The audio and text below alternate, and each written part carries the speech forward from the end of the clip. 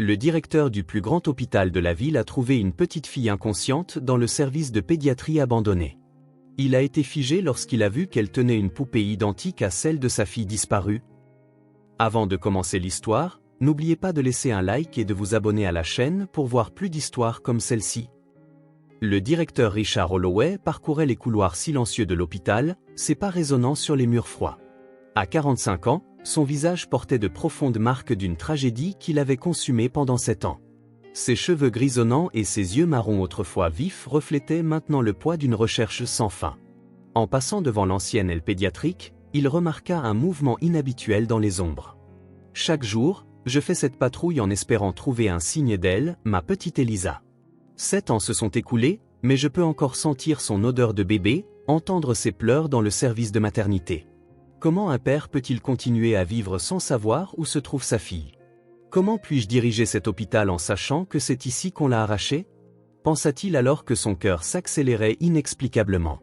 Le service de pédiatrie abandonné recelait trop de souvenirs douloureux pour la plupart du personnel.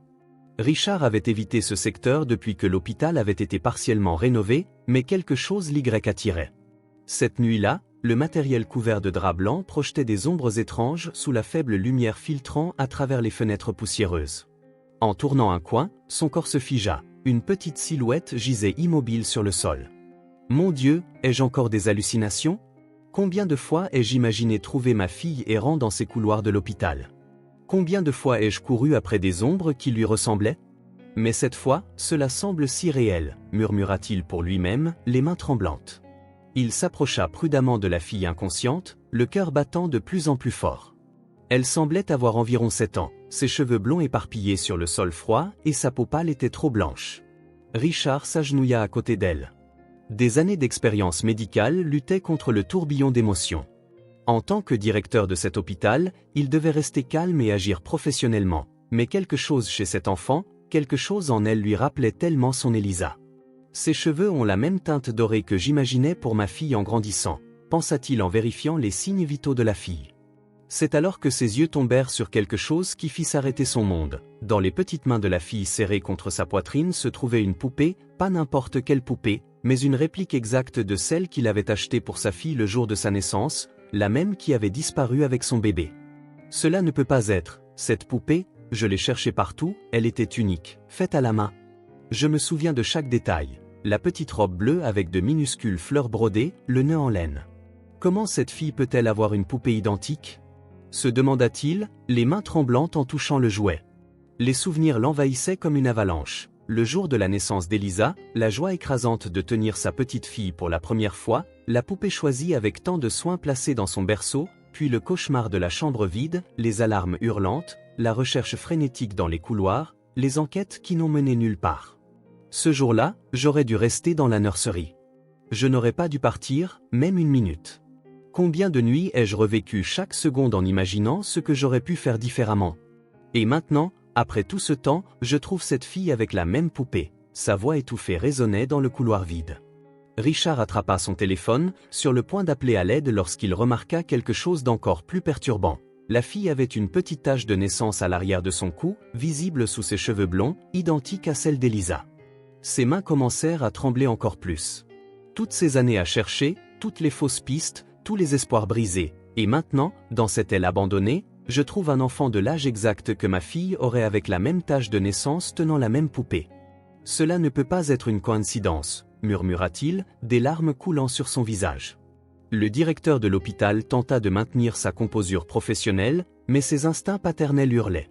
Il commença une évaluation rapide des signes vitaux de la fille. Sa respiration était régulière, son pouls stable, mais elle restait inconsciente. En tant que médecin, je sais que je dois l'emmener aux urgences. Mais en tant que père qui a perdu sa fille dans cet hôpital même, j'ai l'impression d'avoir enfin trouvé ce que je cherchais depuis tout ce temps. Le destin pourrait-il enfin me donner une réponse? Se parla-t-il alors qu'il se préparait à la porter en toute sécurité. En se préparant à la transporter, Richard remarqua qu'elle portait un pyjama avec de petites fleurs très similaires à ceux qu'il avait achetés pour Elisa. Ses mains de médecin expérimenté tremblaient en examinant l'enfant. 7 ans à chercher des réponses, 7 ans à revivre ce jour terrible, et maintenant, toutes ces coïncidences semblent me dire quelque chose, mais j'ai peur de le croire, peur de voir mon cœur brisé à nouveau. pensa-t-il en soulevant doucement la fille du sol. C'est à ce moment-là que la petite fille commença à bouger dans ses bras, ses paupières papillonnant légèrement. Richard retint son souffle, son cœur battant si fort qu'il semblait vouloir éclater de sa poitrine. La fille commença lentement à se réveiller, ses yeux verts, les mêmes que Richard imaginait pour Elisa, s'ouvrant avec difficulté. S'il s'agit d'un rêve, ne me réveillez pas. Si ce n'est qu'une autre de mes hallucinations, laissez-moi y vivre un instant de plus. Tant de nuits j'ai rêvé de trouver ma fille, tant de fois j'ai imaginé ce que ce moment serait, murmura-t-il, sa voix chargée d'émotion. La tension atteignit son apogée lorsque la fille ouvrit finalement complètement les yeux, encore désorientée. Ses lèvres bougèrent légèrement et Richard se pencha pour mieux entendre. À ce moment-là, son monde s'arrêta à nouveau lorsqu'il entendit la voix enfantine appeler doucement. « Maman, Sabre, maman Sabrina, où es-tu? J'ai peur, tout est sombre ici. Pourquoi m'as-tu laissé seule dans cet endroit? Tu as promis de ne jamais m'abandonner. » La voix de la fille résonna dans les couloirs vides, faisant frissonner Richard. Le son de pas précipités résonna dans les couloirs de l'hôpital alors que Sabrina Marlowe courait vers le bureau de réception. Ses cheveux bruns en désordre et ses grands yeux verts trahissaient son désespoir. À 40 ans, elle maintenait la posture élégante de ses jours de soins infirmiers, mais la peur déformait désormais ses traits délicats. En atteignant le comptoir, ses mains tremblaient de manière incontrôlable alors qu'elle tenait une photo d'Elisa. « Ma fille est disparue de la maison depuis des heures, j'ai cherché partout, elle n'a jamais fait cela avant. Elle a toujours été une fille si obéissante, quelque chose a dû arriver. Elle ne disparaîtrait pas sans raison, sa voix étouffée suppliait de l'aide. » Sabrina traversa les couloirs de l'hôpital qu'elle connaissait si bien, chaque pas apportant des souvenirs qu'elle luttait pour garder enfouis. L'odeur distinctive de l'antiseptique, les sons familiers des machines, tout la transportait dans un passé qu'elle préférait oublier. Ses yeux verts, identiques à ceux d'Elisa, balayaient chaque coin, chaque porte. Cet endroit recèle tant de secrets, tant de choix qui me hantent chaque nuit. Mais maintenant, j'ai juste besoin de trouver ma fille. Je dois m'assurer qu'elle va bien. S'il te plaît, laisse-la aller bien, murmura-t-elle pour elle-même, ses mains serrant nerveusement la photo. Le son de voix provenant de l'aile pédiatrique abandonnée attira son attention. Sabrina hésita un instant, son cœur battant encore plus fort. Cette zone de l'hôpital détenait des souvenirs trop spécifiques, trop douloureux pour elle. Pourtant, son instinct maternel la poussa à avancer. 7 ans se sont écoulés, mais j'ai l'impression que c'était hier. Chaque décision, chaque moment qui m'a amené ici. Elisa est ma vie maintenant, je ne peux pas la perdre non plus, pas après tout ce que j'ai fait pour l'avoir, pensa-t-elle en approchant la source des voix. En tournant le coin, Sabrina se figea, il y avait Elisa dans les bras de Richard Holloway. Le même Richard dont les yeux hantés la poursuivaient dans ses cauchemars, le même homme dont elle avait silencieusement été témoin de la douleur pendant si longtemps. Son monde semblait s'effondrer alors que leurs regards se croisaient. Après toutes ces années, le destin nous ramène face à face. Je peux voir dans ses yeux qu'il n'a pas cessé de chercher, qu'il porte toujours cette photo de bébé dans la poche de sa blouse de laboratoire. Comment ai-je pu être si stupide de revenir ici? Ses pensées tourbillonnaient alors qu'elle reculait instinctivement. Richard resta immobile, tenant Elisa protectivement dans ses bras. Ses yeux marrons, autrefois fixés sur la fille, transperçaient maintenant Sabrina avec une intensité dévastatrice. Il la reconnut instantanément, l'infirmière de service la nuit où sa fille a disparu, la femme qu'il avait interviewée à d'innombrables reprises pendant l'enquête. « Sabrina Marlowe, tu as travaillé ici pendant des années, tu étais dans la nurserie cette nuit-là. Comment ne l'ai-je pas réalisé avant? Comment n'ai-je pas vu les similitudes? Tu as disparu peu de temps après que l'affaire soit devenue froide et maintenant tu es ici, à chercher cette fille qui a le même âge que ma Elisa aurait. » Sa voix tremblait de rage contenue. Le moment de reconnaissance mutuelle fut interrompu par le son doux de la voix d'Elisa, encore somnolente dans les bras de Richard. Sabrina fit un pas en arrière, son visage perdant toute couleur, ses mains tremblant encore plus maintenant et ses yeux verts, si semblables à ceux de la fille, remplis de larmes. « Elisa, mon amour, maman est là. Je suis venu te chercher, rentrons à la maison, s'il te plaît laisse-la rentrer à la maison. » Sa voix étouffée tenta d'atteindre sa fille alors que tout son corps tremblait sous le poids des mensonges menaçant de s'effondrer. La tension dans le couloir était palpable alors que Richard ajustait Elisa dans ses bras, ses yeux ne quittant jamais Sabrina. La vieille poupée toujours serrée dans les mains de la fille semblait crier des vérités que personne n'était prêt à entendre. Pendant 7 ans, j'ai enquêté sur chaque personne qui était à l'hôpital cette nuit-là, et toi, Sabrina, tu as toujours semblé si compatissante envers ma douleur. Tu tenais mes mains quand je pleurais, tu me rapportais du café les nuits où je ne pouvais pas dormir. Comment as-tu pu faire semblant si longtemps? Ces mots sortaient comme une accusation tranchante. Sabrina continua de reculer, ses yeux alternant entre Elisa et la sortie la plus proche. Son passé et son présent s'entremêlaient de manière dévastatrice dans ce couloir sombre, et le poids de ses choix menaçait de l'étouffer. Ses jambes fléchirent, mais l'instinct de survie parlait plus fort. Je ne peux pas perdre ma fille. Je ne peux pas la laisser m'être enlevée. Elle est tout ce que j'ai, tout ce qui me maintient en vie. Richard ne comprendra jamais, personne ne comprendra, pensa-t-elle désespérément alors qu'elle commençait à courir dans la direction opposée. Au milieu de la confusion, Elisa commença à se tortiller dans les bras de Richard, son petit corps tendu, ses yeux verts grands ouverts de panique en voyant sa mère adoptive fuir. Le directeur de l'hôpital tenta de la calmer, mais il pouvait sentir la température de la fille monter rapidement. « S'il te plaît, reste immobile, petite. Je suis médecin, je vais prendre soin de toi, mais j'ai besoin de comprendre ce qui se passe. Je dois savoir si tu es celle que je pense, » murmura-t-il en essayant de garder sa propre voix stable alors qu'il voyait Sabrina disparaître dans le couloir. Soudain, le corps d'Elisa se raidit dans ses bras, ses yeux verts se retournant et des spasmes violents commençant à secouer son petit corps. La vieille poupée tomba au sol avec un bruit sourd alors que Richard appelait à l'aide, son cœur déchiré entre le médecin qui devait agir et le père qui venait de retrouver son pire cauchemar. « Tenez bon, vous deux. Je ne laisserai personne s'enfuir cette fois. Je ne perdrai pas ma fille à nouveau. Sabrina aura beaucoup d'explications à faire, mais en ce moment, je dois sauver cette fille, pensa-t-il en courant vers la salle d'urgence avec Elisa convulsant dans ses bras. Le docteur Enrique Villa courut à travers les couloirs de l'hôpital, ses 50 ans d'expérience se manifestant dans la rapidité avec laquelle il organisa l'équipe d'urgence. Ses cheveux noirs montraient déjà quelques mèches grises aux tempes et ses yeux marrons restaient concentrés alors qu'il évaluait la situation. Elisa avait été placée sur une civière, encore en train de convulser, tandis que Richard racontait ce qui s'était passé. « J'ai vu de nombreux cas difficiles dans ma carrière en tant que chef de la pédiatrie, mais il y a quelque chose chez cette fille qui m'intrigue. Les symptômes sont trop spécifiques, semblent trop familiers. C'est comme si j'avais déjà vu cette condition dans un vieux dossier d'hôpital, pensa-t-il en commençant le traitement. Lors de l'examen initial, le docteur Enrique remarqua quelque chose qui fit battre son cœur plus vite. En tournant doucement Elisa pour vérifier ses signes vitaux, il vit une petite tache de naissance sur la nuque de la fille. Ses yeux rencontrèrent ceux de Richard, qui restait près de la civière, et il put voir la même reconnaissance douloureuse sur le visage du directeur. Cette marque, elle est exactement comme celle décrite dans le dossier médical de la fille de Richard. J'ai effectué le premier examen de ce bébé moi-même, j'ai enregistré chaque détail. Comment est-il possible que cette fille ait la même marque au même endroit? Sa voix tremblait alors qu'il poursuivait l'examen. Sabrina revint à la salle d'urgence, son visage marqué par les larmes et ses mains tremblant. Elle s'approcha hésitamment, comme si chaque pas nécessitait un effort immense.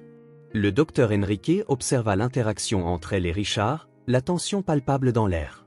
Le chef de la pédiatrie connaissait bien l'expression sur le visage de Sabrina. C'était la même qu'elle avait eue dans les jours suivant la disparition de la fille de Richard, quand elle travaillait encore dans le service de maternité. J'ai toujours trouvé étrange que Sabrina ait démissionné juste après cet incident, comment elle a disparu sans laisser de traces. Maintenant, elle est de retour après 7 ans avec une fille qui a la même tâche de naissance.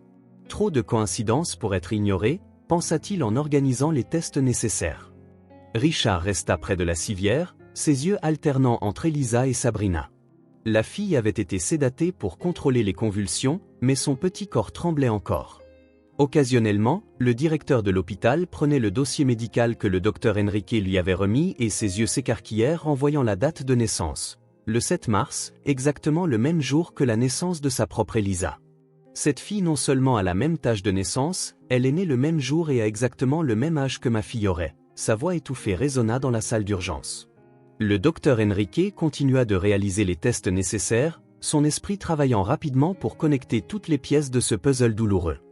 Il remarqua comment Sabrina restait proche de la porte, comme préparée à fuir à nouveau à tout moment. Ses années d'expérience lui disaient qu'il y avait bien plus dans cette histoire qu'il n'y paraissait. Toutes ces années, il avait gardé les dossiers de cette affaire, n'ayant jamais cru qu'il s'agissait d'un simple enlèvement aléatoire. Il y avait quelque chose de plus, quelque chose que nous ne pouvions jamais approuver, et maintenant, toutes ces coïncidences? En attendant les résultats des premiers tests, les minutes s'égrenaient tandis que les machines bipaient, surveillant les signes vitaux d'Elisa. Sabrina finit par rassembler son courage pour s'approcher de la civière, ses mains tremblant alors qu'elle touchait les cheveux blonds de sa fille. Richard la regardait attentivement, comme s'il essayait de déchiffrer des années de mystère à travers ses expressions. « Pourquoi es-tu revenue, Sabrina? Pourquoi as-tu amené Elisa dans cet hôpital? L'hôpital parmi tant d'autres endroits? Tu dois avoir des dizaines d'autres endroits où l'emmener, mais tu as choisi de revenir ici, là où tout a commencé. Ta conscience a-t-elle finalement pesé trop lourdement? » Ses pensées furent interrompues par chaque nouveau résultat de test qui arrivait. Le docteur Enrique analysait les résultats préliminaires avec une inquiétude croissante. Quelque chose dans l'histoire médicale d'Elisa attira son attention, une condition congénitale rare, la même qui avait été diagnostiquée chez la fille de Richard juste après la naissance. Ses mains d'expérience tremblaient légèrement alors qu'il comparait les dossiers. Il n'y a pas assez de coïncidences dans le monde pour expliquer cela, même date de naissance, même tâche de naissance, même condition médicale rare. Cette fille n'est pas seulement semblable à la fille de Richard, elle est la fille de Richard, murmura-t-il en organisant d'autres tests. Sabrina resta aux côtés d'Elisa, ses mains caressant doucement le visage de la fille. Ses yeux verts, si similaires à ceux de l'enfant, étaient remplis de larmes. Richard remarqua comment elle murmurait des mots de réconfort, comment ses doigts tremblaient en touchant la petite fille. « J'ai passé des années à imaginer à quoi ressemblerait ma Elisa, comment ses yeux brilleraient, comment son sourire illuminerait la pièce. Et maintenant, en voyant cette fille, c'est comme si toutes mes imaginations s'étaient réalisées. Mais pourquoi Sabrina semble-t-elle si terrifiée? Que cache-t-elle d'autre? Pensa-t-il en observant l'interaction entre mère et fille.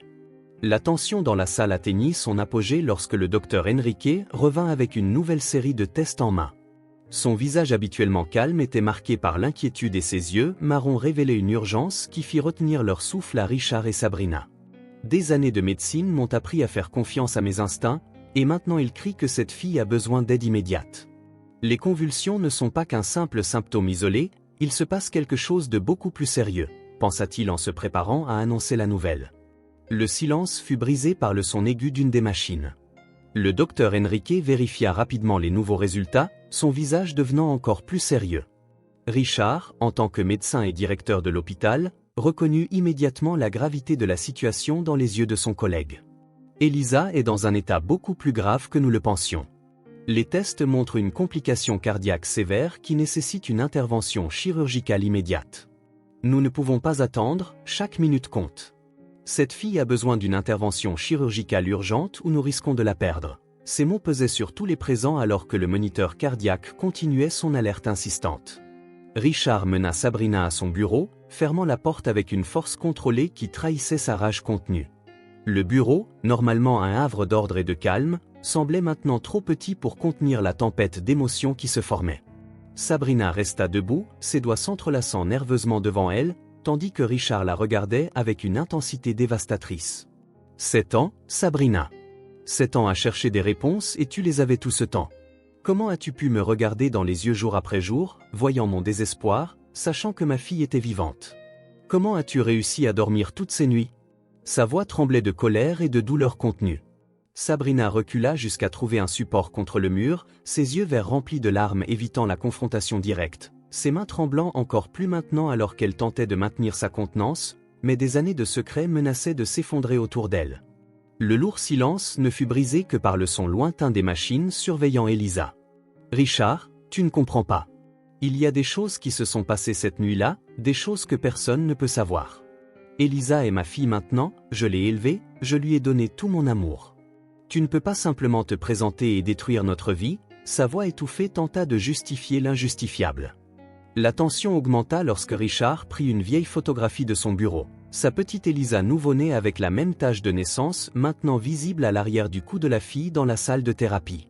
Ses doigts caressaient la photographie alors que son esprit connectait toutes les douloureuses coïncidences. La même date de naissance, Sabrina la même tache de naissance, les mêmes yeux verts qu'elle avait hérités de sa mère biologique. As-tu planifié cela depuis le début?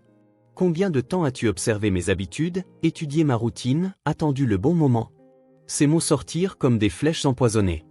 La confrontation fut interrompue par une agitation dans le couloir. Une femme se précipita dans l'hôpital, ses cheveux en désordre et ses yeux rouges de larmes. Delila, la mère biologique d'Elisa, fit irruption à la réception comme une force de la nature, exigeant des informations sur sa fille. Ses cris résonnèrent dans les couloirs, attirant l'attention de tous. « Ma fille! Ils l'ont trouvée ici. Où est ma Elisa? Je dois la voir, je dois m'assurer qu'elle va bien. S'il vous plaît, quelqu'un, dites-moi où elle est. » Sa voix désespérée parvint au bureau de Richard. Sabrina pâlit en entendant la voix de Delilah, tout son corps se figeant de panique. Richard observa sa réaction avec une attention croissante, remarquant comment la peur dans ses yeux changeait de nature. Ce n'était plus seulement la peur d'être découverte, il y avait quelque chose de plus profond, de plus sombre. « Tu connais cette femme, n'est-ce pas? Une autre pièce de ce puzzle que tu as construit. Combien de mensonges de plus, Sabrina? Combien de vies as-tu détruites ?» le questionna-t-il d'une voix basse et dangereuse. Delilah entra dans la pièce sans frapper, ses yeux rouges scrutant l'environnement jusqu'à ce qu'elle trouve Sabrina. La reconnaissance fut immédiate et mutuelle, un courant électrique de souvenirs partagés passant entre elles. Richard observa l'échange de regards, son esprit travaillant rapidement pour connecter cette nouvelle pièce du puzzle. « Vous deux, vous vous connaissez depuis tout ce temps, toutes ces coïncidences, rien de tout cela n'était un hasard, n'est-ce pas? Que caches-tu d'autre » Sa voix portait le poids des années d'enquête.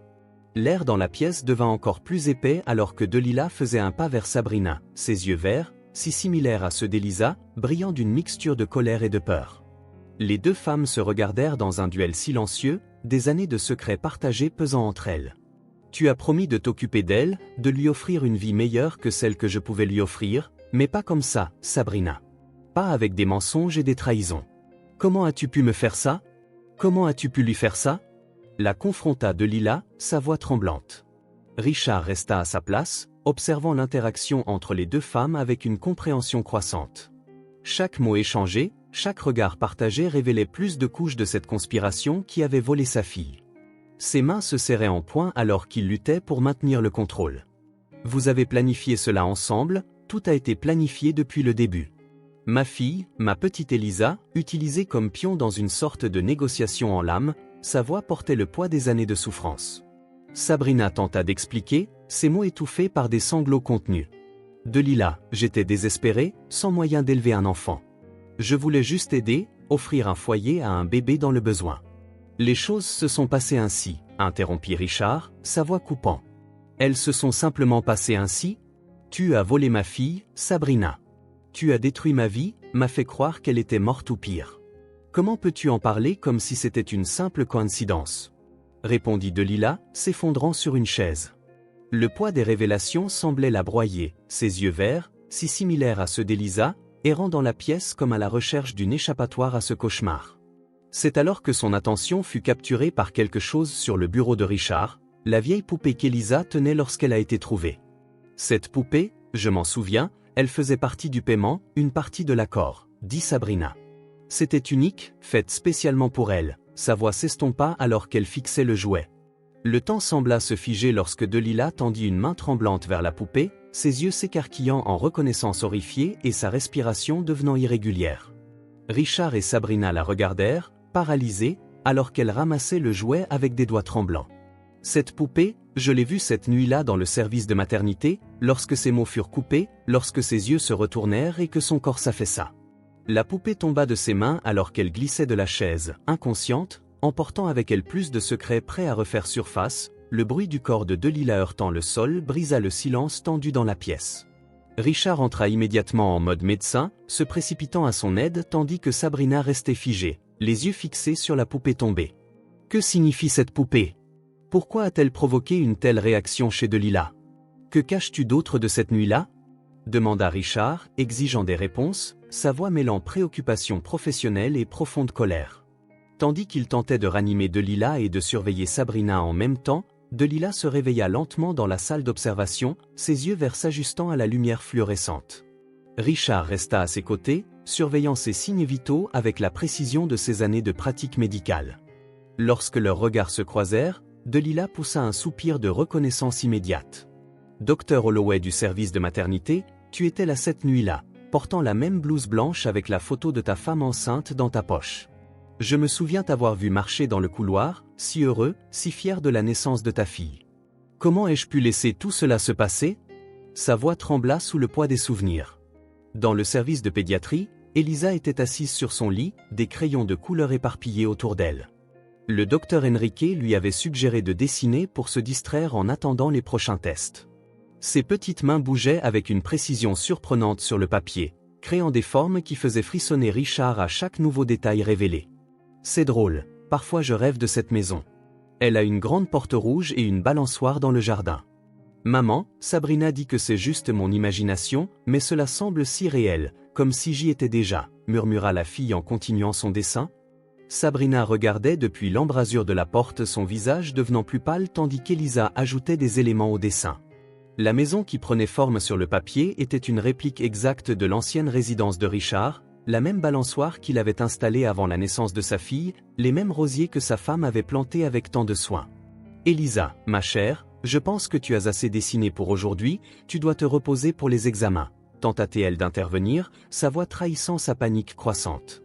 Richard prit le dessin avec des mains tremblantes, ses yeux bruns étudiant chaque détail avec une intensité douloureuse. La porte bleue, la boîte aux lettres tordues, même le nain de jardin que sa femme adorait tant, tout y était. Parfaitement représenté par une enfant qui, supposément, n'avait jamais été à cet endroit. Comment est-il possible qu'elle connaisse chaque détail de la maison où ma fille aurait dû grandir? Comment peut-elle dessiner des souvenirs qui auraient dû être perdus à jamais? Pensa-t-il en regardant Elisa commencer un autre dessin.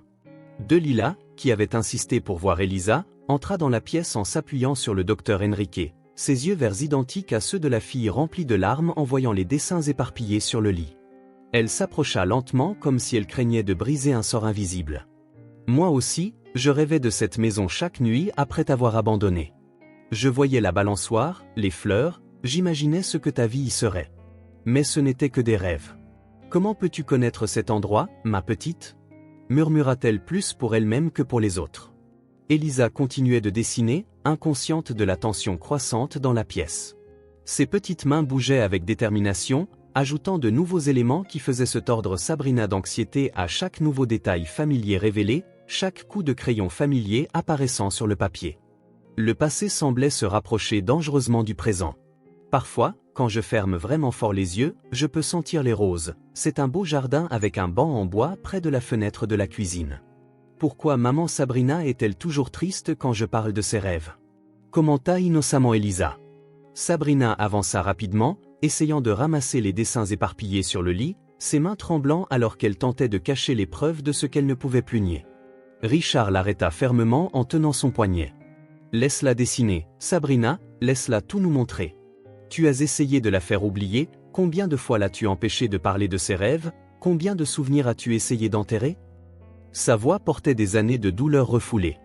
Delila s'approcha du lit, s'asseyant à côté d'elle, ses doigts touchant doucement les dessins, retraçant les lignes que sa fille avait créées.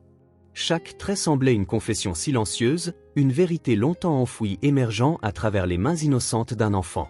Cette nuit-là, à la maternité, quand Sabrina m'a convaincu que ce serait mieux pour tout le monde, elle n'a jamais mentionné que tu serais élevé si près de ton vrai père.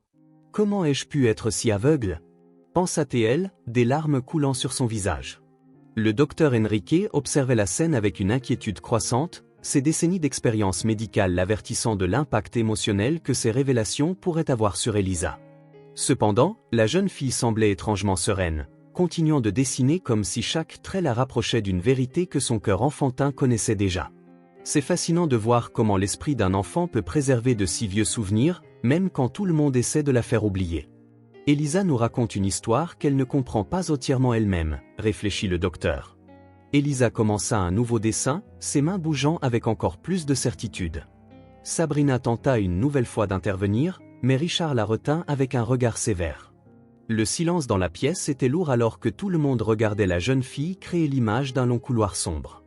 Cet endroit apparaît aussi dans mes rêves, il a une odeur différente, comme ici à l'hôpital, avec de nombreux berceaux blancs alignés. Les murs sont bleus et il y a une grande fenêtre au bout du couloir, décrivit Elisa d'une voix enfantine, portant une certitude troublante. Delila et Richard échangèrent des regards significatifs, reconnaissant immédiatement la description de l'ancienne nurserie de la maternité.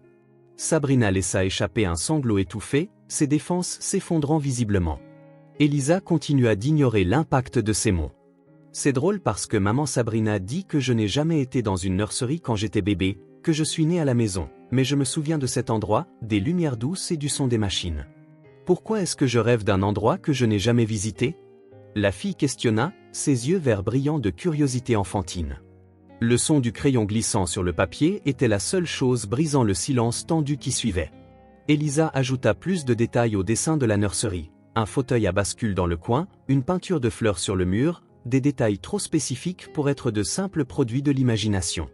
Sabrina était visiblement bouleversée, ses mains tordant nerveusement le tissu de sa chemise. Il y a aussi une chanson qui joue dans ma tête quand je pense à cet endroit, une berceuse que quelqu'un chantait, quelqu'un portant un manteau blanc comme le tien, oncle Richard, poursuivit Elisa.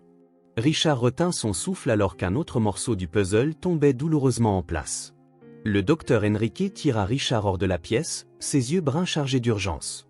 Le chef de la pédiatrie avait passé les dernières heures à examiner de vieux dossiers, reliant des points qui étaient devant eux depuis 7 ans. « Richard, nous devons faire un test génétique immédiatement. J'ai contacté le laboratoire qui peut traiter l'échantillon avec la plus grande discrétion. Si Elisa est vraiment ta fille, nous avons besoin de preuves concrètes avant que Sabrina ne réalise ce que nous faisons. Nous ne pouvons pas la laisser fuir à nouveau, murmura-t-il, veillant à ce que sa voix n'atteigne pas la pièce où Elisa se reposait. Sabrina observait l'interaction des deux médecins à travers la porte vitrée, son cœur battant de plus en plus vite. Des années de secrets et de mensonges menaçaient de s'effondrer autour d'elle et elle savait qu'elle devait agir rapidement. Ses mains tremblaient alors qu'elle vérifiait son téléphone, tapant un message rapide, 7 ans à construire une vie, 7 ans à être la seule mère qu'Elisa connaissait. Je ne peux pas les laisser l'emporter maintenant, pas après tout ce que j'ai fait pour la garder en sécurité. Elle pensa alors à son plan d'évasion. Delilah restait au chevet d'Elisa, ses yeux verts, si semblables à ceux de sa fille, perdus dans des souvenirs douloureux. La culpabilité qu'elle portait depuis 7 ans semblait encore plus lourde maintenant, regardant la jeune fille qui aurait dû être la sienne. J'étais si jeune, si désespérée. Sabrina est apparue comme un salut, offrant une somme qui aurait changé ma vie. Elle a promis de donner à ma fille tout ce que je ne pouvais pas fournir. Comment ai-je pu être si aveugle ? Murmura-t-elle, des larmes silencieuses coulant sur son visage. Richard retourna dans la pièce avec un kit de prélèvement, son expression déterminée masquant le tumulte des émotions qu'il ressentait. Elisa lui sourit, innocente des tensions qui l'entouraient.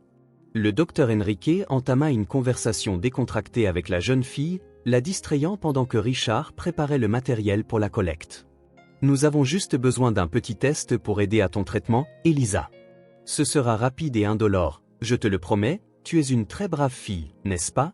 parla le docteur Enrique, sa voix douce cachant la véritable nature de l'examen. Sabrina profita du moment de distraction pour s'approcher de la fenêtre, ses yeux calculant la distance jusqu'au parking. Ses mains saisissaient le sac où elle gardait les documents d'Elisa et quelques vêtements qu'elle gardait toujours à portée de main, une habitude développée après des années de vie dans la peur d'être découverte. « Je ne peux plus attendre, je dois sortir Elisa d'ici avant qu'il ne soit trop tard. Richard ne comprendrait jamais, personne ne comprendrait ce qui m'a poussé à faire ce que j'ai fait, pensa-t-elle en planifiant son évasion. Delilah observa le mouvement subtil de Sabrina, des années de culpabilité cédant la place à une compréhension horrifiée. Ses mains tremblaient alors qu'elle trouvait enfin le courage de parler. J'avais l'habitude de vendre des fleurs à l'entrée de l'hôpital. À cette époque, j'avais à peine à manger. Sabrina m'a approché à la fin de ma grossesse, elle disait qu'elle connaissait des gens qui pourraient offrir un meilleur avenir à mon bébé. L'argent qu'elle offrait semblait la seule issue. Je n'aurais jamais imaginé qu'elle utiliserait ma fille pour combler le vide d'une autre famille, confessa-t-elle entrecoupée de sanglots. Le docteur Enrique remarqua le changement de comportement de Sabrina, ses années d'expérience l'alertant du danger imminent. Discrètement, il fit signe aux gardes de sécurité dans le couloir, indiquant qu'il devait garder un œil sur l'ancienne infirmière. Après tant d'années à travailler dans cet hôpital, j'ai appris à reconnaître quand quelqu'un est sur le point de faire quelque chose de désespéré. Les gens comme Sabrina sont capables de choses impensables, pensa-t-il tout en continuant de distraire Elisa. Sabrina attendit le moment exact où Richard et le docteur Enrique étaient concentrés sur la collecte du matériel pour le test.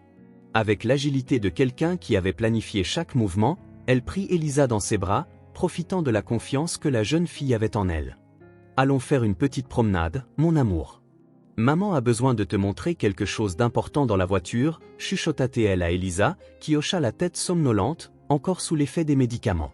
Le chaos éclata dans la pièce lorsque Delilah cria, réalisant les intentions de Sabrina trop tard. Richard et le docteur Enrique se retournèrent juste à temps pour voir Sabrina disparaître par la porte avec Elisa dans ses bras. Elle s'enfuit, elle va reprendre ma fille encore une fois. Le cri désespéré de Richard résonna dans les couloirs alors qu'il courait vers la porte. Delilah, saisie par une force qu'elle ne savait pas qu'elle possédait, commença à tout révéler. Sabrina avait un plan depuis le début, elle savait pour ta fille, Richard. Elle a passé des mois à chercher un enfant qui pourrait remplacer le bébé qu'elle avait perdu des années plus tôt. Quand elle a découvert que j'étais enceinte et désespérée, elle a vu l'opportunité parfaite. Elle m'a payé une fortune pour remettre ma fille, disant que ce serait mieux pour tout le monde. Ces mots jaillirent comme un torrent alors que le docteur Enrique alertait déjà la sécurité de l'hôpital. Le centre de sécurité de l'hôpital localisa rapidement Sabrina grâce aux caméras de surveillance. Les images la montraient portant Elisa à travers le couloir principal, ses mouvements rapides et déterminés démontrant que chaque pas avait été soigneusement planifié. Elle se dirige vers le parking souterrain, informa le garde de sécurité par radio.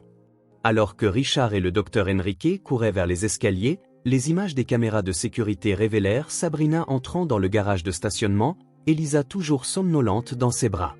L'ancienne infirmière regarda directement l'une des caméras, un sourire triste sur les lèvres avant de disparaître vers sa voiture. Elle connaît cet hôpital mieux que quiconque, elle sait exactement où aller pour éviter d'être trouvée. Mon Dieu, elle va disparaître avec Elisa encore une fois, pensa désespérément Richard en descendant les escaliers en priant de ne pas être trop tard.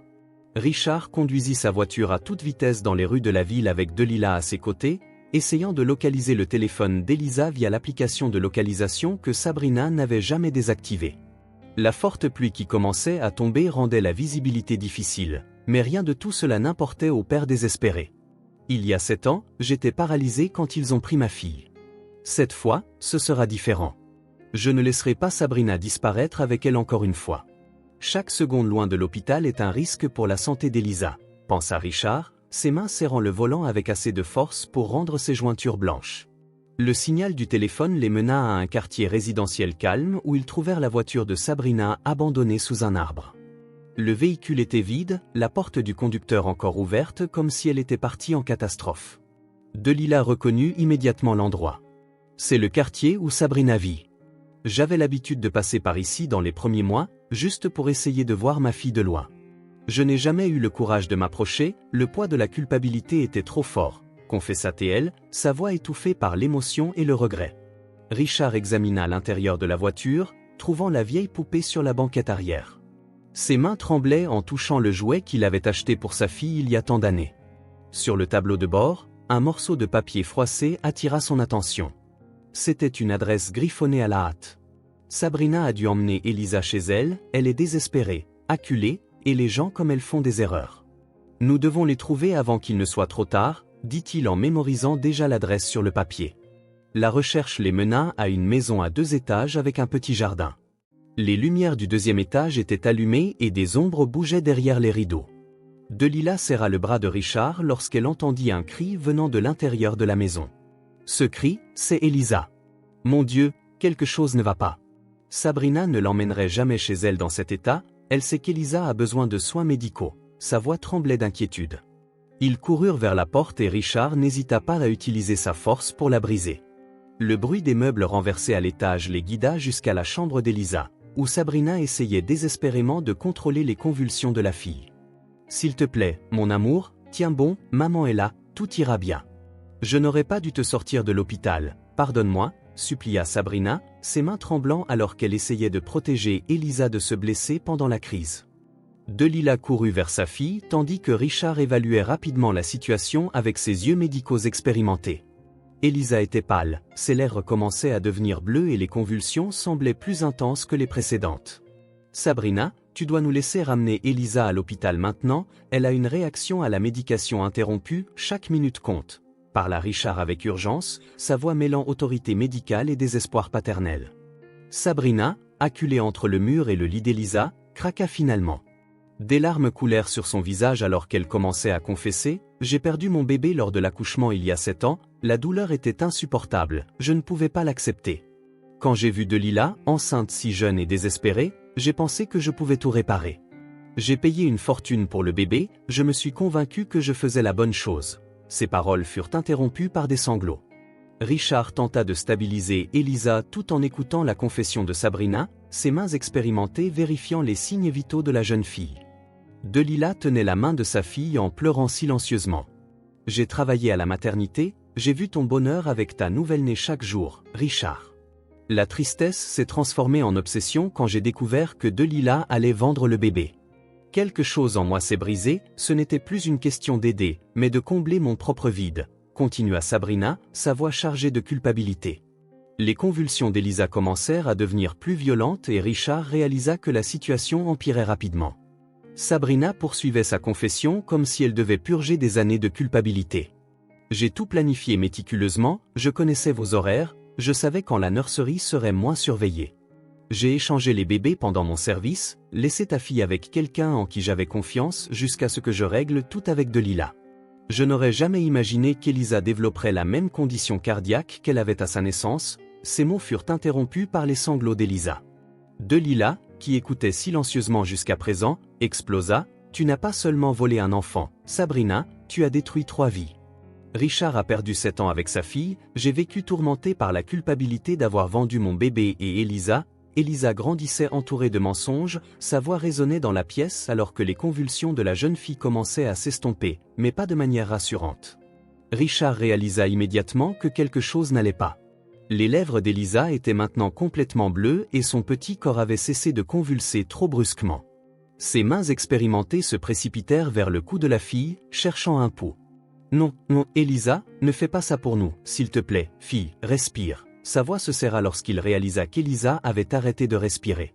La panique s'empara de la pièce alors que Richard commençait les manœuvres de réanimation, Sabrina et Delila regardant paralysés alors qu'il alternait entre compression thoracique et respiration artificielle. « C'est de ma faute, tout ce temps à essayer de la protéger et maintenant je pourrais perdre Elisa pour toujours.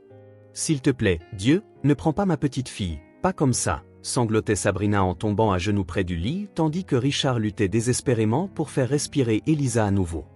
L'ambulance traversa la nuit pluvieuse avec ses sirènes stridentes tandis que Sabrina regardait silencieusement Richard effectuer les procédures d'urgence sur Elisa. Ses mains, autrefois résistantes à remettre sa fille, tremblaient maintenant de culpabilité et de regret. « Vous pouvez la prendre, faites tout ce qu'il faut pour la sauver. J'ai passé 7 ans à essayer de la protéger du monde, mais maintenant je réalise que je ne faisais que me protéger moi-même. S'il te plaît, sauvez ma petite fille. » Sa voix étouffait à peine audible au-dessus du bruit des sirènes. À l'hôpital, le docteur Enrique attendait déjà avec une équipe d'urgence. Ses yeux expérimentés évaluèrent rapidement l'état critique d'Elisa alors qu'il la transférait sur une civière. Des années de suspicion commençaient à avoir un sens dans son esprit. « J'ai toujours su qu'il y avait quelque chose qui clochait cette nuit-là, Sabrina. La façon dont tu as agi après la disparition de la fille de Richard, ta demande soudaine de démission, la façon dont tu évitais certaines zones de l'hôpital, combien de fois ai-je essayé de connecter les points ?» pensa-t-il en coordonnant l'équipe médicale.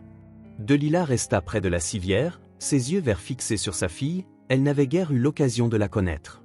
Le chaos de l'urgence autour d'elle semblait distant alors que des souvenirs douloureux refaisaient surface. Une infirmière passa en courant et Delila se figea, une reconnaissance soudaine traversant son visage. Cette femme, Martha, elle était là cette nuit-là, elle était celle qui avait tout médiatisé. Qui m'a convaincu que je faisais la bonne chose en vendant mon bébé, comment ai-je pu être si aveugle, murmura-t-elle, les mains tremblant alors qu'elle pointait la infirmière qui passait. Le docteur Enrique remarqua la réaction de Delila et fit rapidement le lien. Ses années d'expérience en tant que chef de la pédiatrie lui avaient appris à reconnaître les signes d'une conspiration plus large. Martha a toujours été proche de Sabrina, elle travaillait le même service lorsque la fille de Richard a disparu. Combien d'autres bébés ont pu passer entre leurs mains, combien d'autres familles ont été détruites, réfléchit-il en supervisant les soins d'Elisa. Sabrina était assise dans le couloir, le visage enfoui dans ses mains, lorsque le docteur Enrique s'approcha d'elle. Sa posture habituellement confiante était brisée, des années de secret pesant sur ses épaules. « Tu as toujours su, n'est-ce pas Enrique ? Tu as toujours suspecté qu'il y avait quelque chose de plus ce soir-là. J'ai vu tes regards, j'ai remarqué comment tu gardais les vieux dossiers à portée de main, comment tu n'as jamais laissé l'affaire mourir complètement. » Sa voix sortit, étouffée par des sanglots. Richard alternait entre suivre les procédures médicales sur Elisa et observer les mouvements dans le couloir. Ses yeux captèrent le moment où Martha tenta de quitter discrètement l'hôpital. L'infirmière essaie de fuir, elle a dû réaliser que Delila l'avait reconnue. « Nous ne pouvons pas laisser plus de personnes impliquées dans cette histoire disparaître », pensa-t-il rapidement en signalant la sécurité. Le docteur Enrique confronta directement Sabrina. Depuis 7 ans, j'ai gardé un dossier avec chaque incohérence de cette nuit-là, les derniers instants, le changement d'horaire, les entrées et sorties modifiées, les caméras de sécurité défectueuses par commodité. Tu as tout planifié méticuleusement, n'est-ce pas Sabrina? Sa voix grave résonna dans le couloir silencieux. Delilah, qui écoutait la conversation, ne put contenir sa propre confession. Martha m'a trouvé dans le jardin de l'hôpital, elle disait connaître quelqu'un qui ne pouvait pas avoir d'enfant et qui paierait bien pour un bébé. J'étais désespéré, enceinte et seule, elle m'a présenté à Sabrina qui organisait tout. Je n'aurais jamais imaginé que le bébé que j'ai vendu était en fait. Sa voix échoua, incapable de compléter la réalité douloureuse. Sabrina leva les yeux, rencontrant les regards accusateurs autour d'elle, le poids de ses actions semblant encore plus grand maintenant, résonnant à travers les couloirs de l'hôpital qui était autrefois son refuge. Enrique, tu as toujours été très perspicace. J'ai essayé d'être prudente, mais tu as vu à travers mes mensonges. Peut-être qu'au fond, je voulais être découverte, que je voulais que quelqu'un arrête cette folie avant qu'il ne soit trop tard, confessa-t-elle à voix basse. Le docteur Enrique reçut un message sur son téléphone portable, ses yeux sombres s'écarquillant légèrement en lisant le contenu, le résultat du test génétique qu'il avait secrètement demandé était arrivé. Toutes ces années de suspicion, toutes les preuves qu'il avait collectées. Maintenant, nous avons la preuve définitive entre nos mains.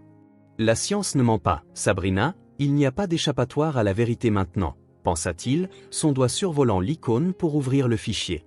Richard remarqua le changement dans l'expression du docteur Enrique et s'approcha rapidement. Le temps sembla se figer alors que le chef de la pédiatrie ouvrait le fichier sur son téléphone portable. Sabrina et Delilah s'approchèrent également, attirés par la gravité du moment.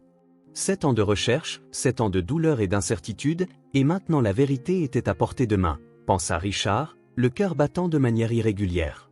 Le silence dans le couloir était assourdissant alors que le docteur Enrique tenait le téléphone portable avec le résultat du test génétique. Ses mains expérimentées tremblaient légèrement alors qu'il se préparait à révéler la vérité qui changerait à jamais la vie de tous les présents. Le résultat du test est prêt. Après tout ce temps, nous aurons enfin des réponses définitives. Il n'y a plus de fuite devant la vérité, Sabrina. Ce que ce test révèle va tout changer, annonça le docteur Enrique, sa voix grave résonnant dans le couloir silencieux alors qu'il ouvrait le fichier qui confirmerait ou détruirait toutes les suspicions des 7 dernières années. L'écran du téléphone portable du docteur Enrique illumina les visages tendus autour de lui alors qu'il lisait le résultat du test. Ses mains expérimentées tremblaient légèrement alors qu'il tenait l'appareil et sa voix grave brisa le silence du couloir. 99% de probabilité de paternité, Richard. Il n'y a plus de doute, Elisa est ta fille. Tous les marqueurs génétiques correspondent parfaitement. Ce que Sabrina a fait il y a 7 ans est maintenant scientifiquement prouvé. Delilah laissa échapper un sanglot étouffé tandis que Richard devait s'appuyer contre le mur pour ne pas tomber, ses jambes s'affaiblissant sous le poids de la confirmation.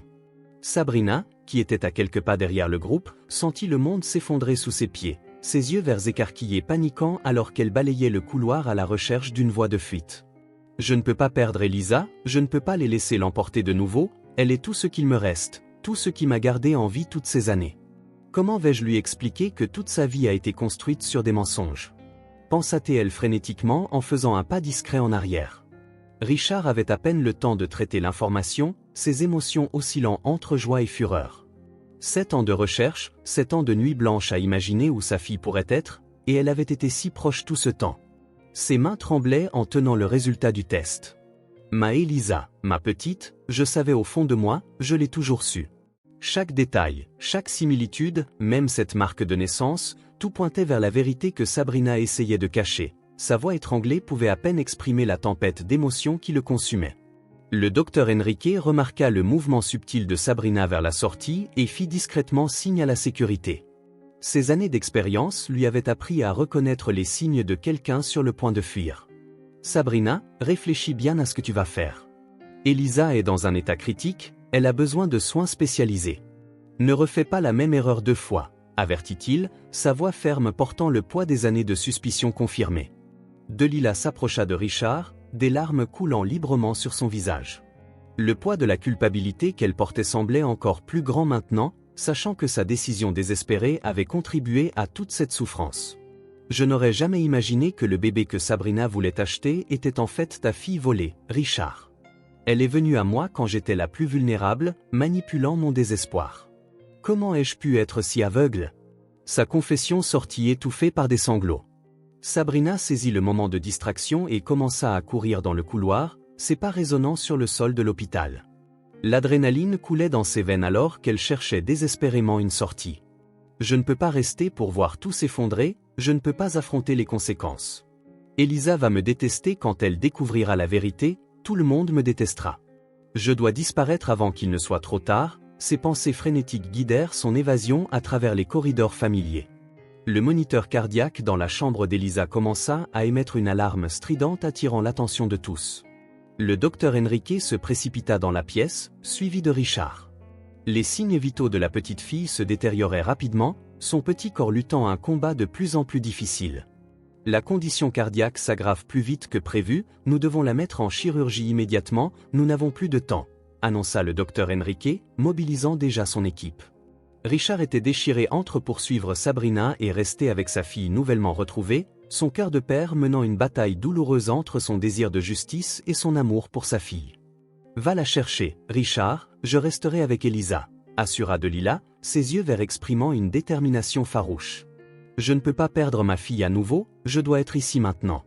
Sabrina devra répondre de ses crimes, mais en ce moment, Elisa a plus besoin de moi, » répondit-il, sa voix ferme malgré ses mains tremblantes.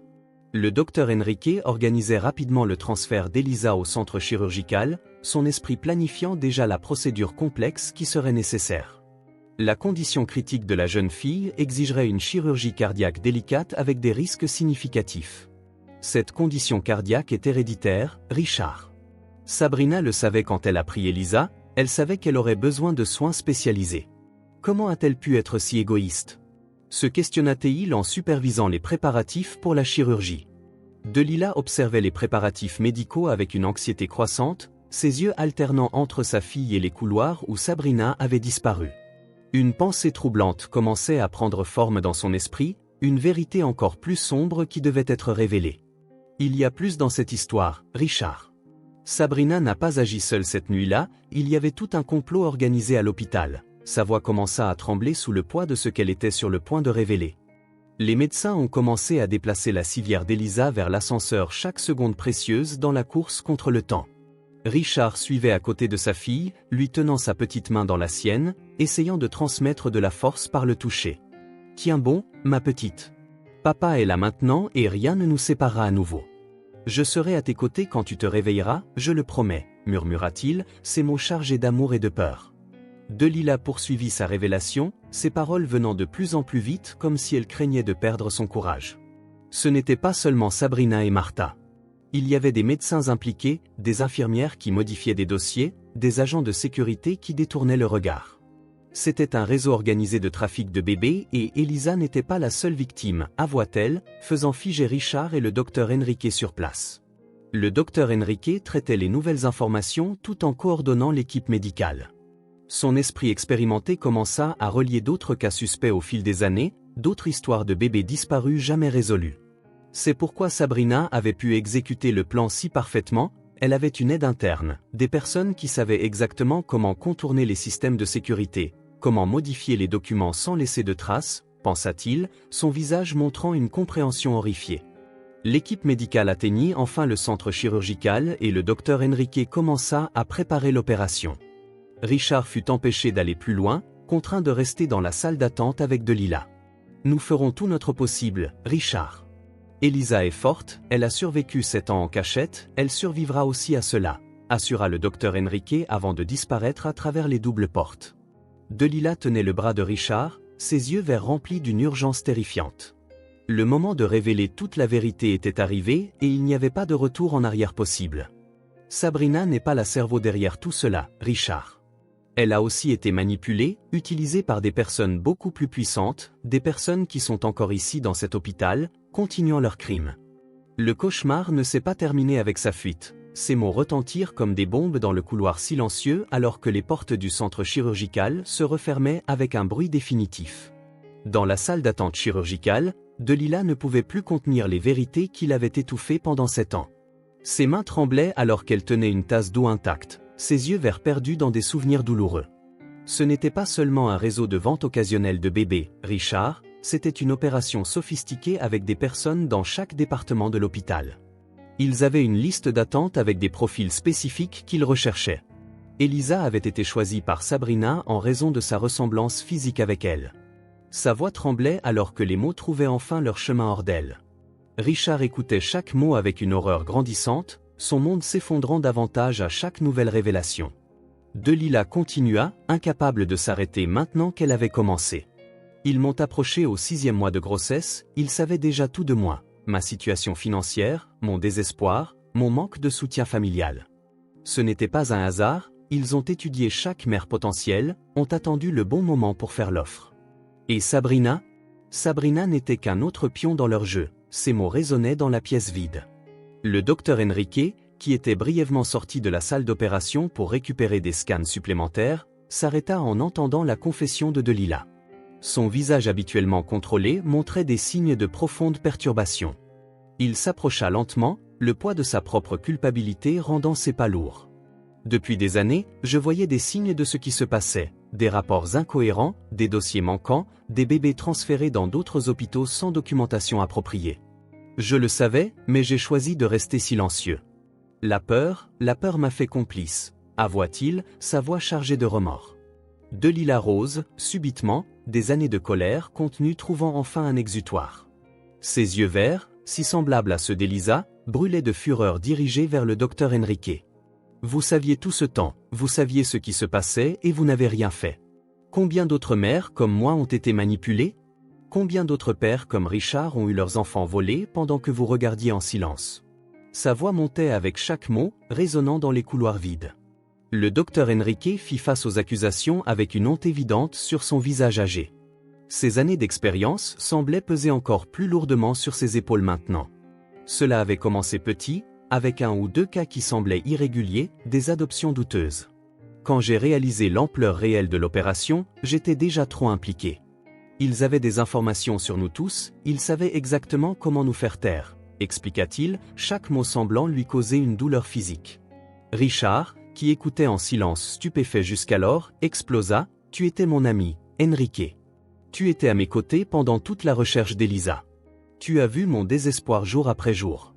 Comment as-tu pu me regarder dans les yeux sachant que ma fille était vivante, que tu savais où elle était ?» Sa voix s'étrangla de colère et de douleur, résonnant dans le couloir vide. Un mouvement à l'entrée de la salle d'attente attira l'attention de tous. Sabrina se tenait là, sa silhouette autrefois imposante, maintenant paraissant petite et vaincue.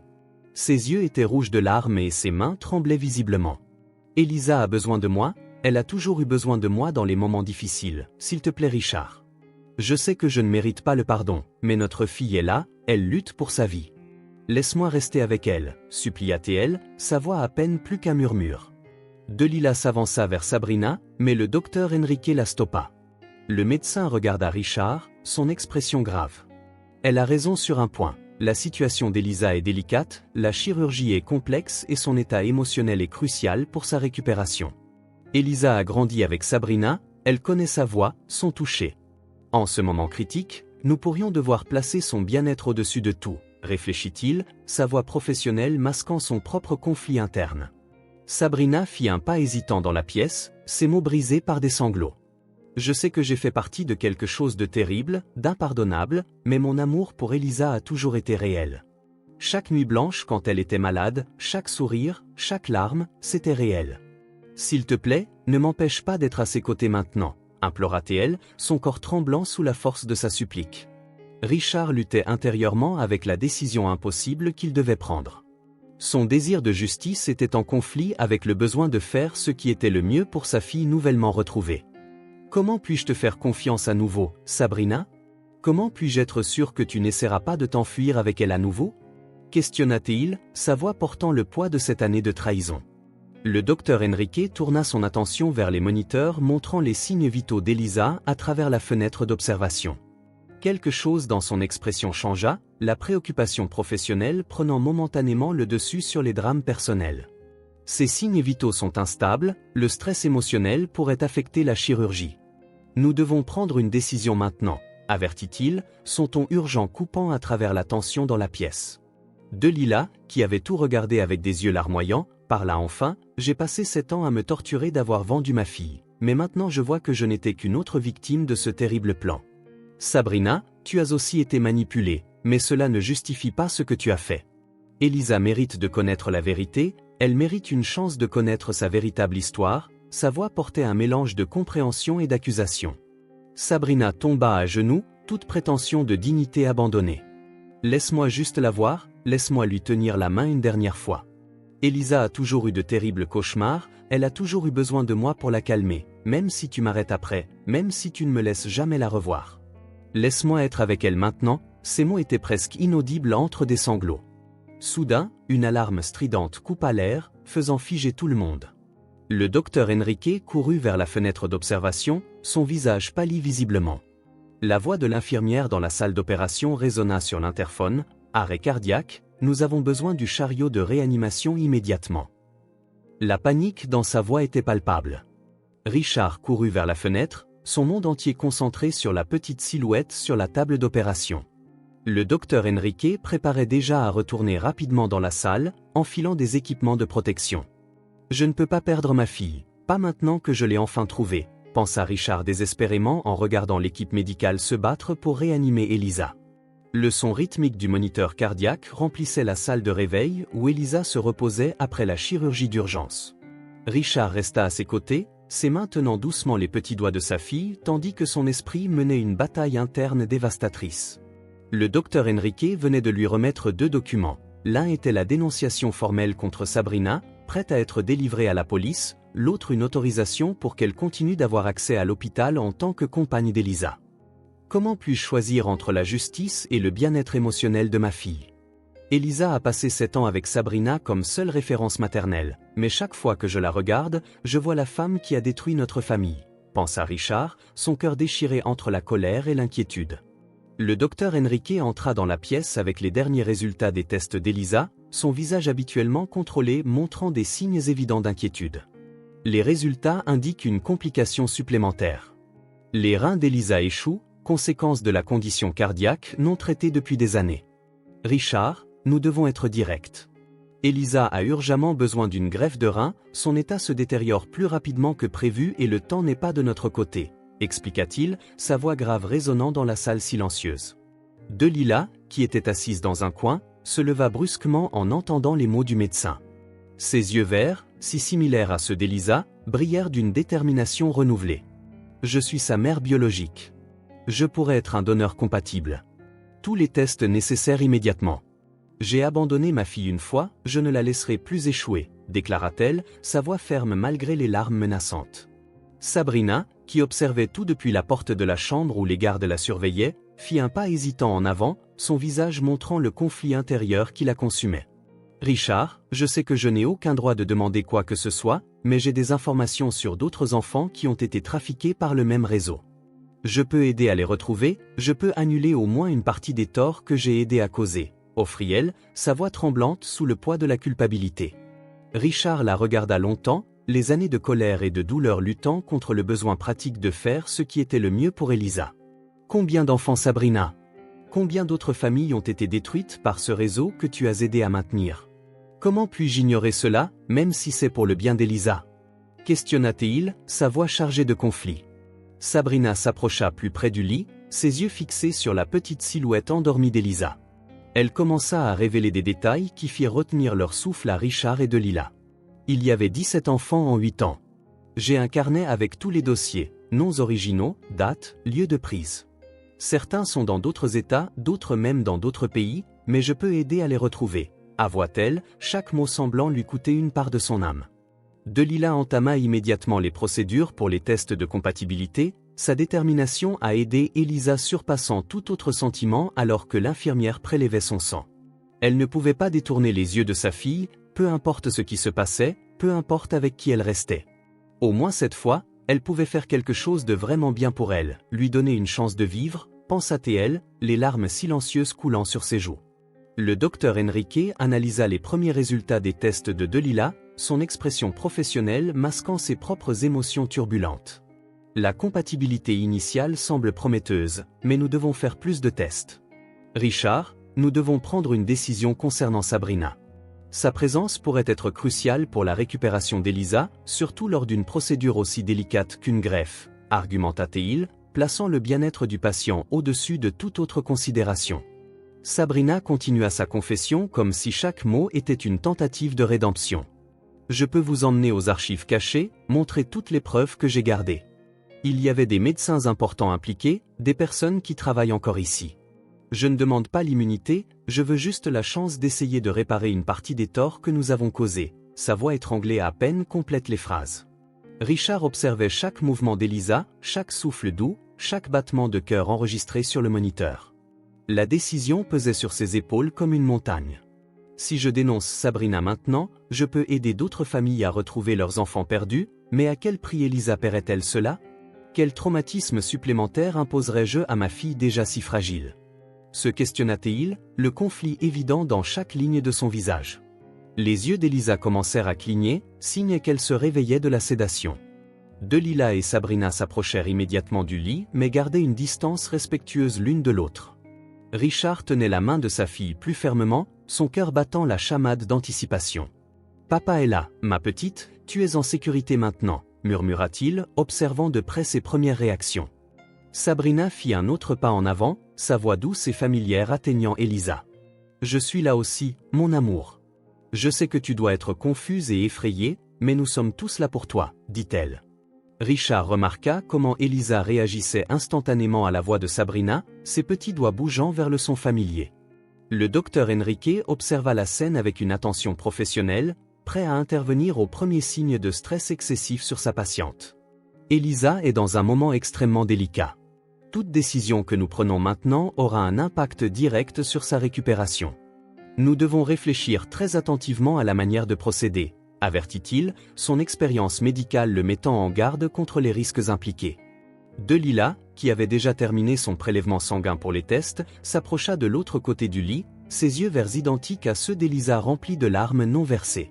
« Je ferai la greffe dès que les résultats confirmeront la compatibilité.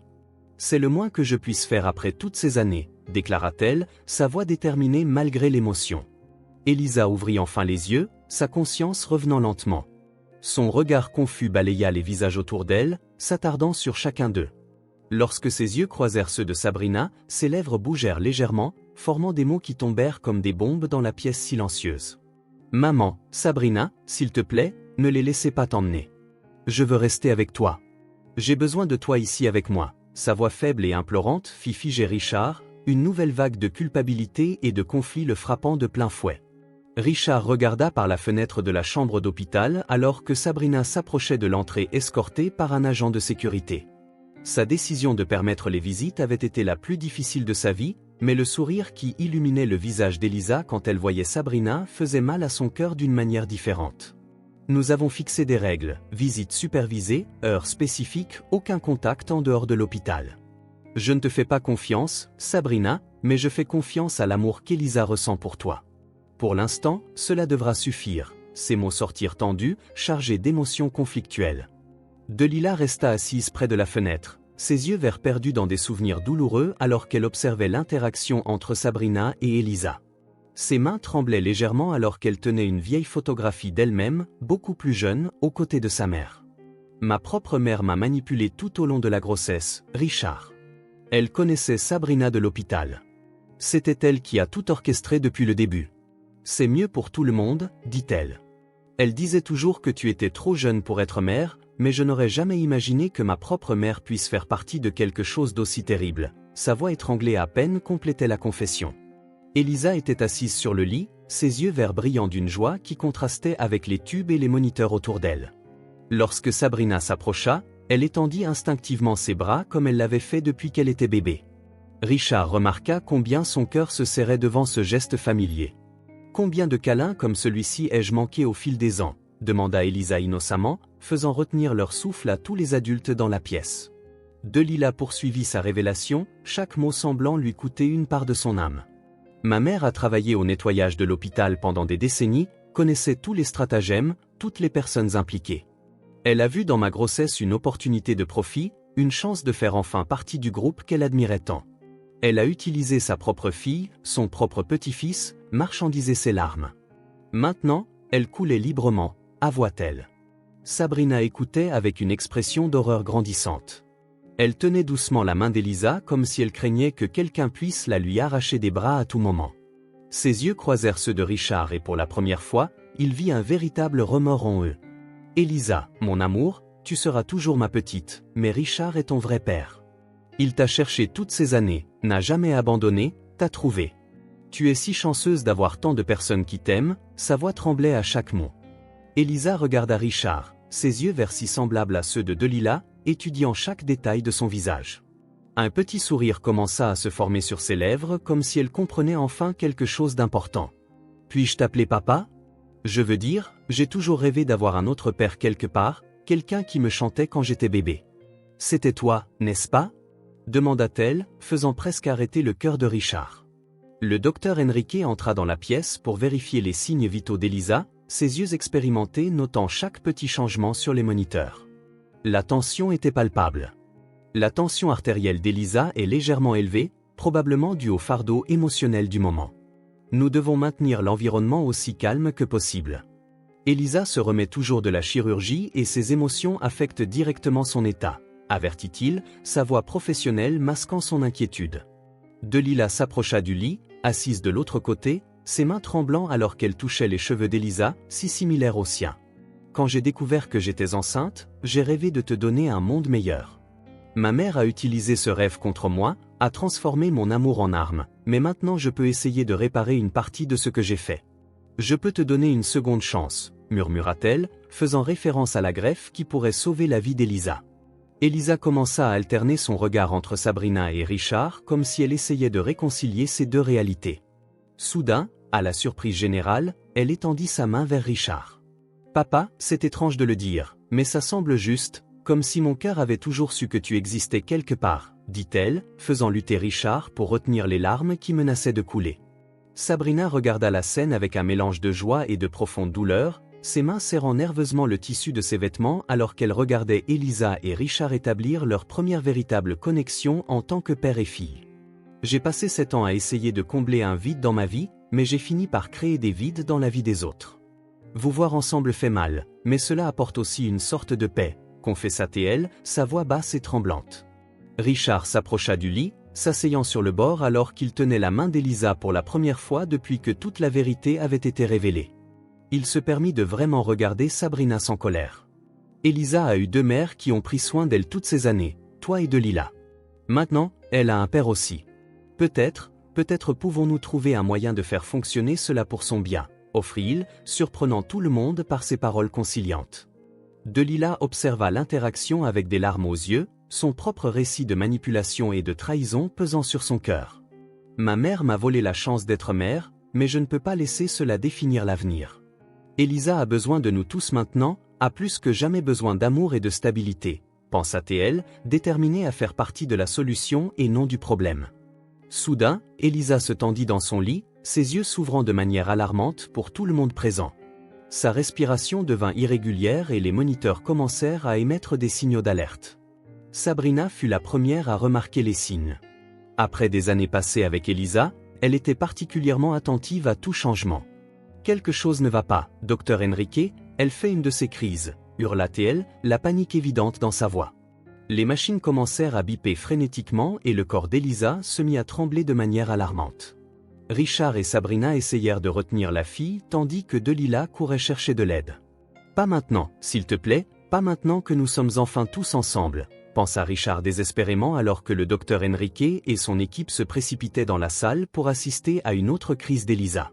Dans la salle de réunion de l'hôpital, Sabrina était assise rigide sur sa chaise, ses yeux rouges de tant de pleurs fixés sur un point invisible au mur. Richard et Delilah étaient présents, ainsi que le docteur Enrique et 2 enquêteurs. Le moment de vérité était arrivé. Le complot avait commencé bien avant Elisa. Maria, la mère de Delilah, était celle qui avait identifié les mères potentielles capables de vendre leur bébé. Elle connaissait chaque employé corrompu de l'hôpital, savait exactement qui pouvait être acheté. Sa voix tremblait alors qu'elle commençait à révéler toute la vérité qu'elle avait portée pendant des années.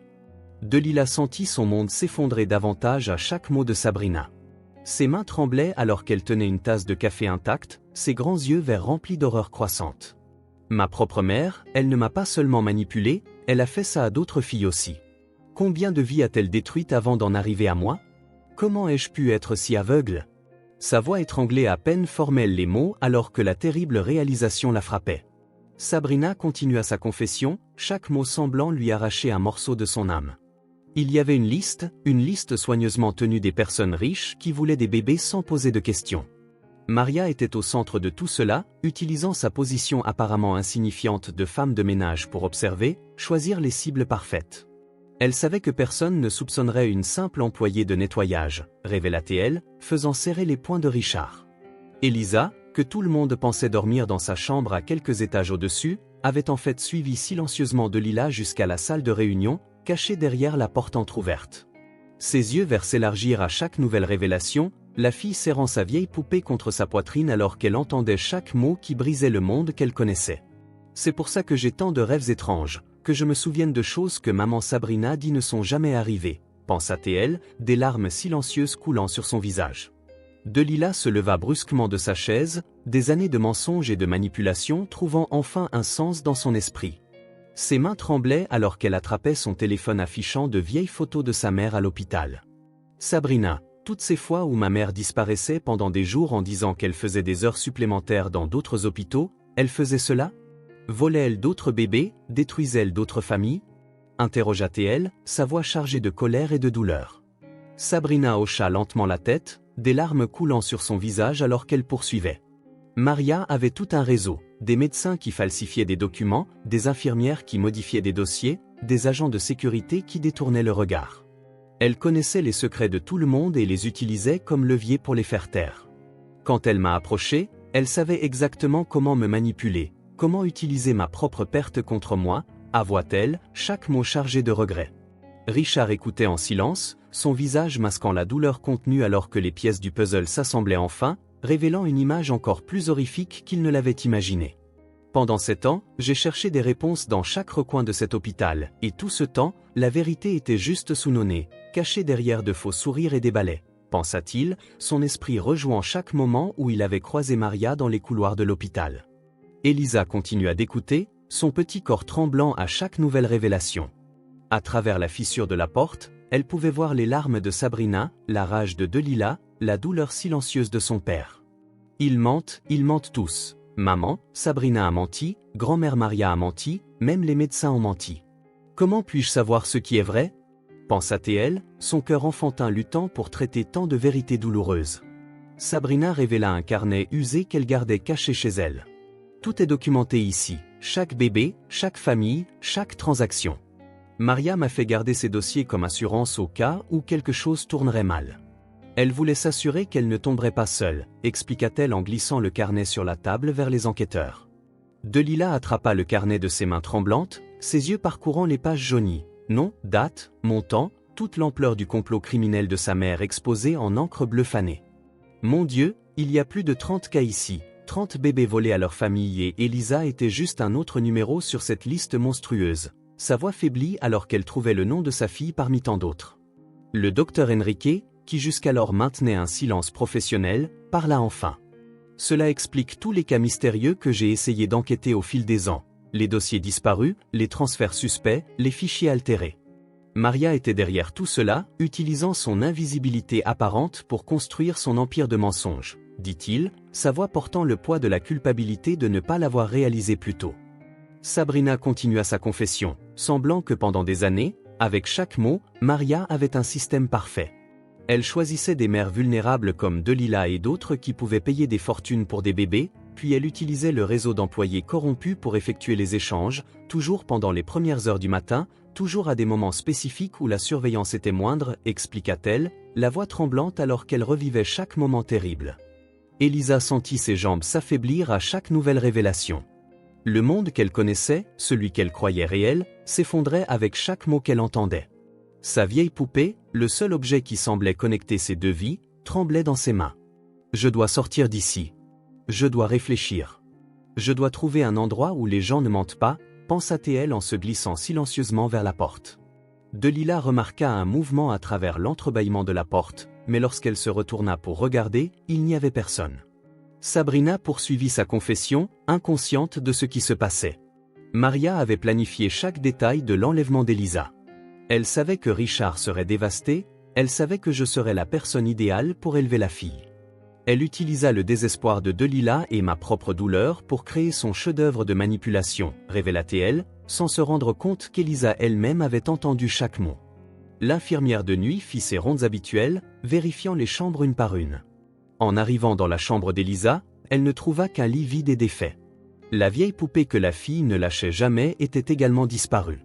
La panique commença à se propager dans le service lorsque l'infirmière déclencha l'alarme, Elisa avait disparu. Le bruit des pas précipités résonnait dans les couloirs de l'hôpital tandis que Richard, Sabrina et Delilah cherchaient frénétiquement Elisa. La découverte de sa chambre vide avait déclenché une chasse désespérée dans tout l'établissement.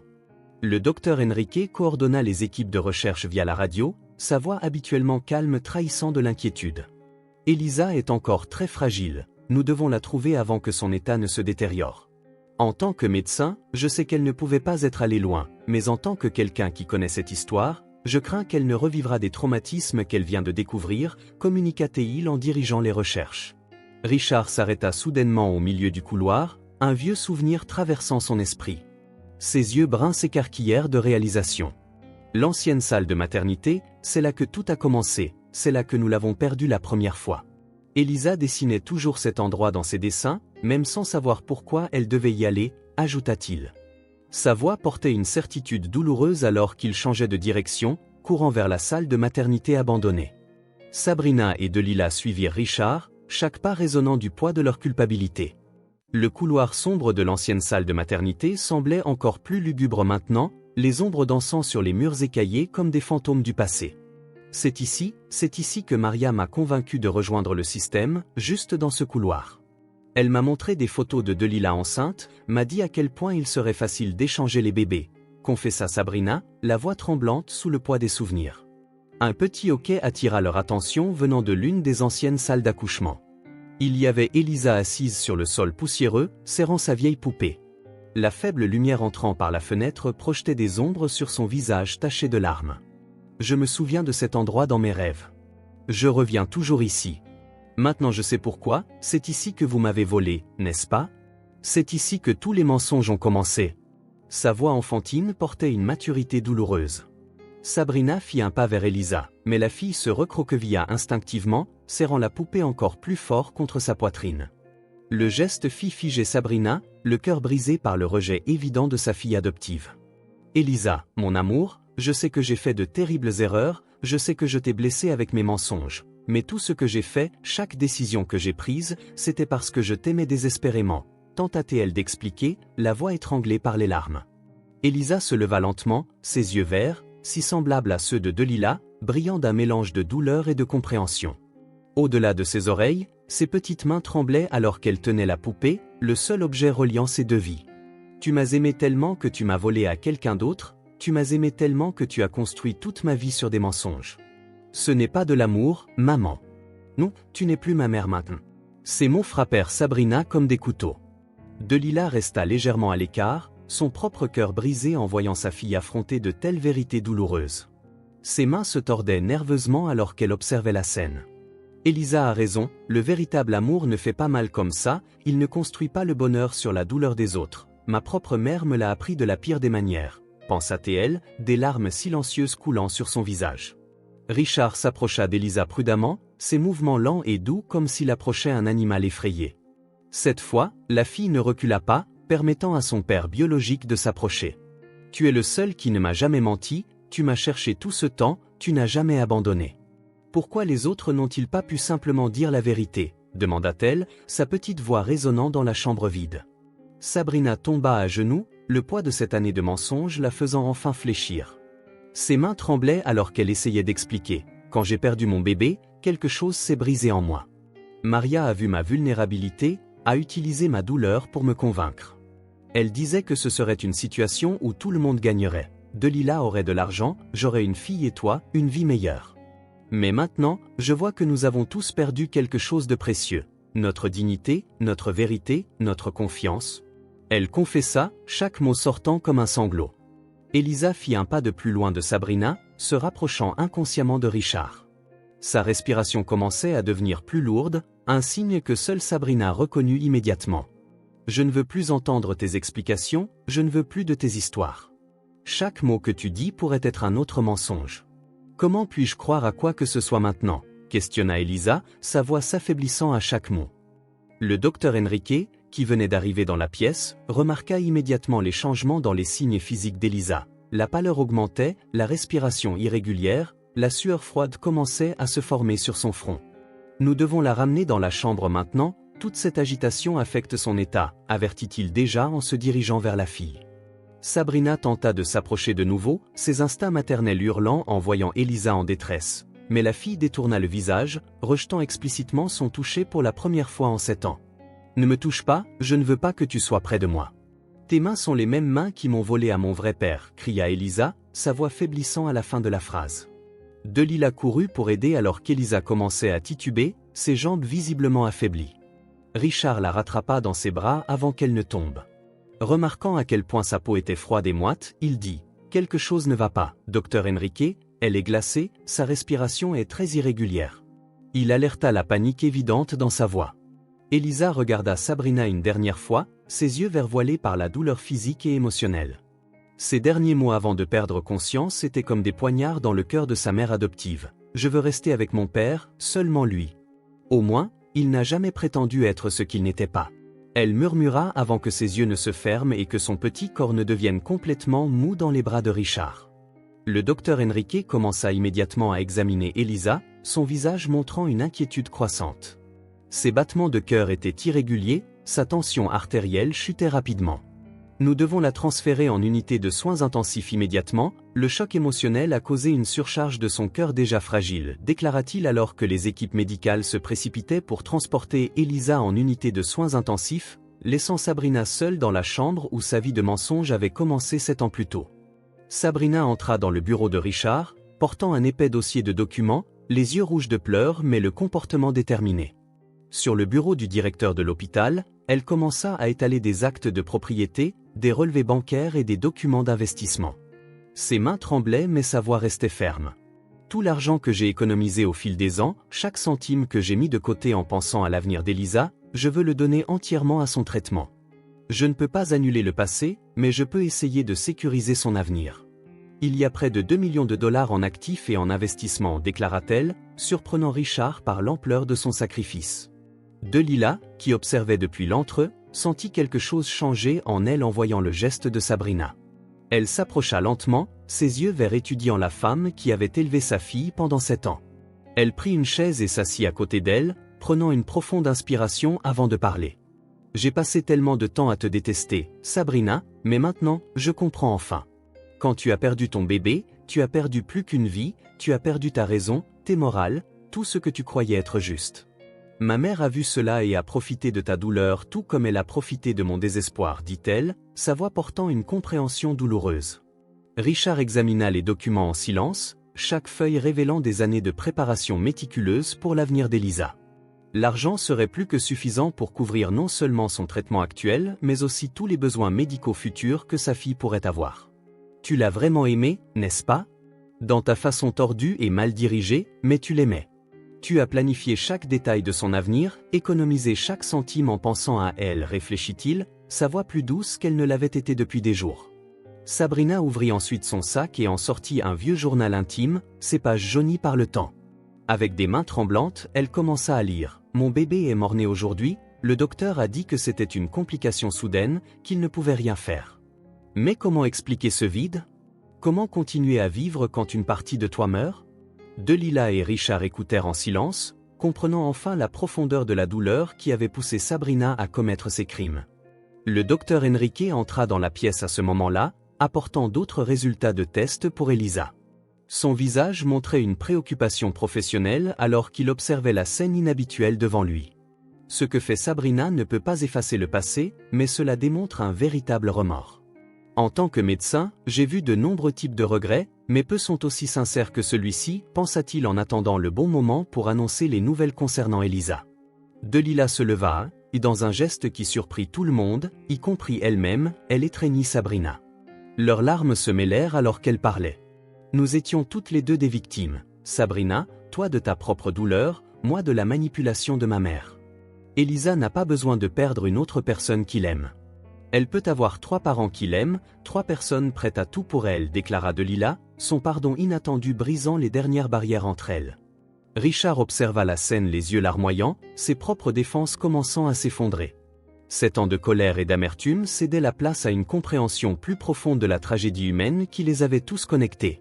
Elisa a un cœur fragile comme le mien, mais elle a la force de vous deux, peut-être a-t-elle besoin de cette force maintenant plus que jamais, réfléchit-il, sa voix étranglée par l'émotion.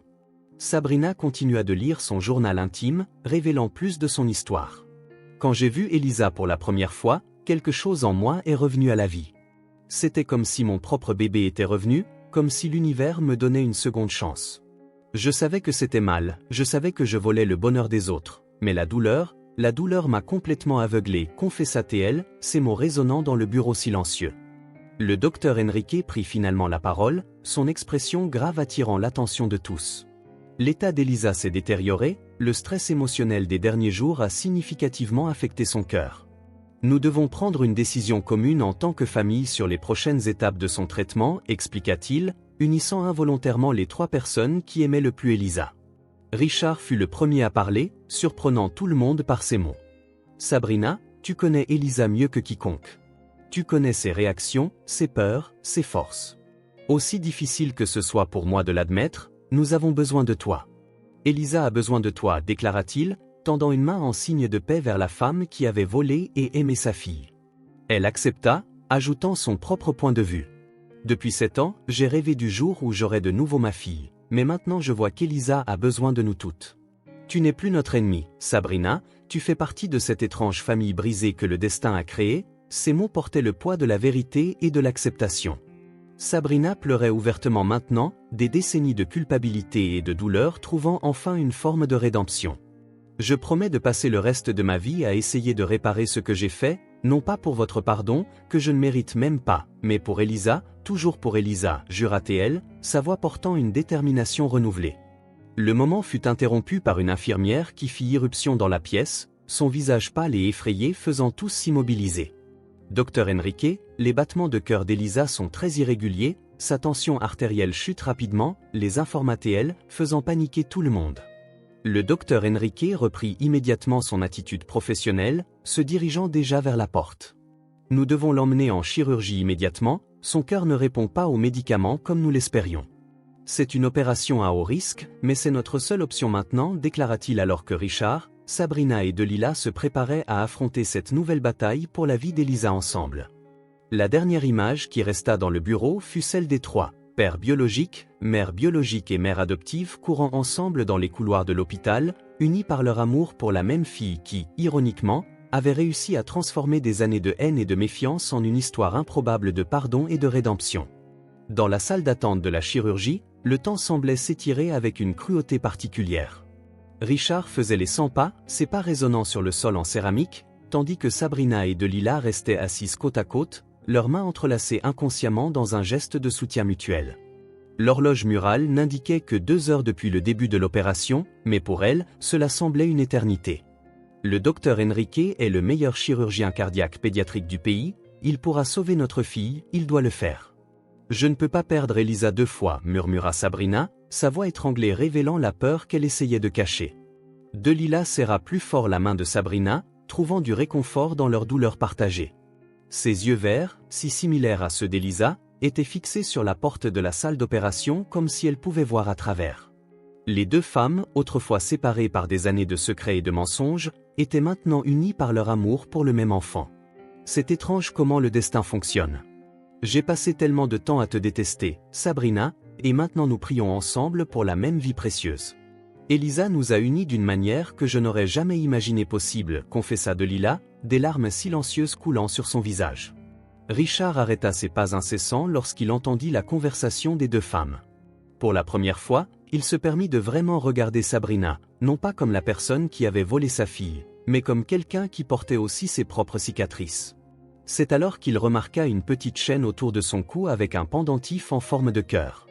Sabrina remarqua son regard, avec des mains tremblantes, ouvrit le pendentif, révélant une photo de bébé. Ma petite Alice, elle n'a vécu que 2 heures, elle avait les mêmes problèmes cardiaques qu'Elisa, mais à l'époque, il n'y avait pas assez de technologie pour la sauver. Je l'ai regardée lutter pour respirer alors que son petit cœur s'arrêtait, révéla Sabrina, sa voix à peine audible. Le silence qui suivit ne fut brisé que par le bruit lointain des machines de l'hôpital. Delilah regarda Sabrina avec de nouveaux yeux, comprenant enfin la profondeur de la douleur qui avait poussé cette femme à commettre de tels actes désespérés. Quand j'ai perdu Elisa, c'était par choix, par manipulation, par désespoir financier. Mais toi, Sabrina, tu as perdu ton enfant par la mort. Il n'y a pas de plus grande douleur que ça, réfléchit Delilah, son propre cœur se serrant de réalisation. Sabrina continua son histoire comme si un barrage de souvenirs douloureux avait enfin cédé. Après la mort d'Alice, j'ai essayé de retomber enceinte pendant 3 ans, chaque test négatif était comme un poignard dans le cœur. Mon mari ne pouvait pas le supporter, il a demandé le divorce. C'est alors que Maria m'a trouvé, elle a vu ma fragilité, mon désespoir de devenir mère. Elle savait exactement quel bouton appuyer, quelle promesse faire, confessa-t-elle, ces mots chargés de remords et de douleur. Richard s'assit de l'autre côté de Sabrina, surprenant tout le monde, y compris lui-même. Ses yeux bruns habituellement durs, en la regardant maintenant, montraient une compréhension réticente. C'est pourquoi tu as choisi Elisa, pas seulement parce qu'elle était ma fille, mais parce qu'elle avait les mêmes problèmes cardiaques qu'Alice. Tu voulais une seconde chance, pas seulement pour être mère, mais pour sauver une vie que tu ne pouvais pas sauver avant, conclut-il, sa voix douce révélant une nouvelle dimension de compréhension. Un médecin réside sortit rapidement de la salle d'opération, faisant bondir les trois. Il attrapa simplement quelques instruments supplémentaires et revint, mais ces quelques secondes furent suffisantes pour qu'elle voie Elisa à travers la porte à moitié ouverte, petite et vulnérable sur la table d'opération.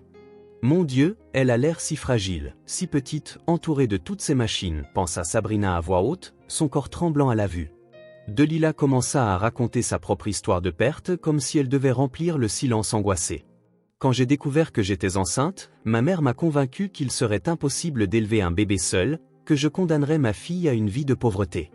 Elle a peint Sabrina comme une sauveuse, quelqu'un qui pourrait donner à Elisa tout ce que je ne pouvais pas.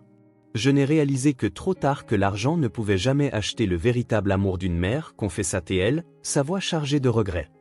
Richard écouta les histoires des 2 femmes, sentant sa propre colère céder la place à une compréhension plus profonde de la tragédie humaine qui les avait toutes connectées. Il sortit une vieille photo de sa poche, lui-même, quelques années plus jeune, tenant le nouveau-né Elisa. Je n'ai eu que 2 heures avec elle, 2 heures pour mémoriser chaque détail de son petit visage, pour chanter la berceuse que je pratiquais depuis des mois, puis elle a tout simplement disparu, comme si elle n'avait jamais existé, partagea-t-il, sa voix étranglée par le souvenir. Sabrina sanglota en entendant les mots de Richard, une autre couche de culpabilité pesant sur ses épaules. Je t'ai observé chaque jour, errant dans les couloirs de l'hôpital comme un fantôme, te cherchant à chaque fois que nos yeux se croisaient. Je mourais un peu à l'intérieur, sachant que j'avais le pouvoir de mettre fin à ta souffrance, mais j'étais trop lâche pour faire ce qui était juste, admit-elle, des décennies de remords se déversant de ses mots. Delilah se leva brusquement, marchant vers la fenêtre de la salle d'attente. La nuit était tombée sur la ville et les lumières de l'hôpital se reflétaient dans le verre comme des étoiles lointaines. Nous 3 avons tellement perdu, des années que nous ne pouvons jamais récupérer. Nous avons perdu l'innocence de croire que le monde est un endroit juste. Mais Elisa a encore une chance d'un avenir différent avec nous tous à ses côtés, déclara-t-elle, sa voix trouvant de la force dans l'espoir. Soudain, une agitation venant de la salle d'opération attira l'attention de tous. Davantage de médecins se précipitèrent à l'intérieur et le son des alarmes commença à résonner à travers les portes doubles. Le docteur Enrique pouvait être vu aboyant des ordres rapides, son ton professionnel masquant l'urgence de la situation. Ces rythmes deviennent trop irréguliers, nous avons besoin du défibrillateur maintenant, sa voix résonna à travers les portes, plongeant les 3 parents dans la terreur. Sabrina s'effondra à genoux, tout son corps secoué par des sanglots incontrôlables. Je ne peux pas perdre une autre fille à cause de problèmes cardiaques, je ne peux pas revivre cette douleur. S'il te plaît, Dieu, ne prends pas Elisa comme tu as pris Alice. Prends ma vie si tu dois, mais sauve ma petite fille, supplia-t-elle, sa supplication résonnant dans la salle d'attente vide. Richard et Delilah se précipitèrent à ses côtés, formant un cercle de soutien mutuel alors que les alarmes continuaient de retentir depuis la salle d'opération. À ce moment-là, elles n'étaient plus ennemies. Unies par des circonstances tragiques, elles étaient simplement 3 âmes désespérées liées par un amour inconditionnel pour le même enfant. Elisa est forte, plus forte que nous tous réunis. Elle survivra, elle doit survivre, murmura Richard, essayant de se convaincre autant que les autres. Le ton aigu et soutenu de l'un des moniteurs cardiaques fendit l'air, suivi de la voix urgente du docteur Henrique. Elle entre en vib, préparez-vous à une réanimation cardiaque immédiate. L'ordre résonna dans la salle d'attente, transformant la peur des parents en pure terreur alors que la vie d'Elisa pendait à un fil. 12 heures plus tard, le docteur Henrique émergea de la salle d'opération, son visage épuisé mais arborant un léger sourire. Le soleil du matin commençait déjà à se frayer un chemin à travers les fenêtres de l'hôpital lorsqu'il trouva les 3 parents anxieux dans la salle d'attente.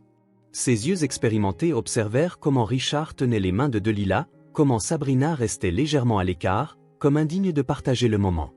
Elisa y est parvenue, c'était l'une des chirurgies les plus complexes que j'ai jamais réalisées, mais elle est incroyablement forte.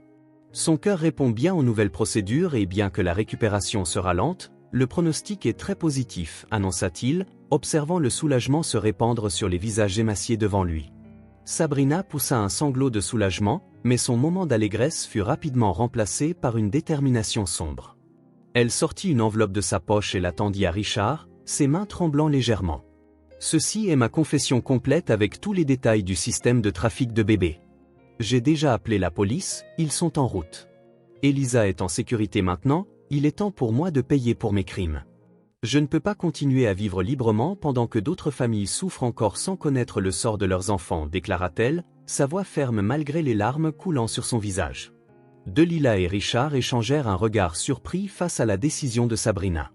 Elisa était toujours en convalescence, inconsciente et vulnérable mais montrant des signes d'amélioration.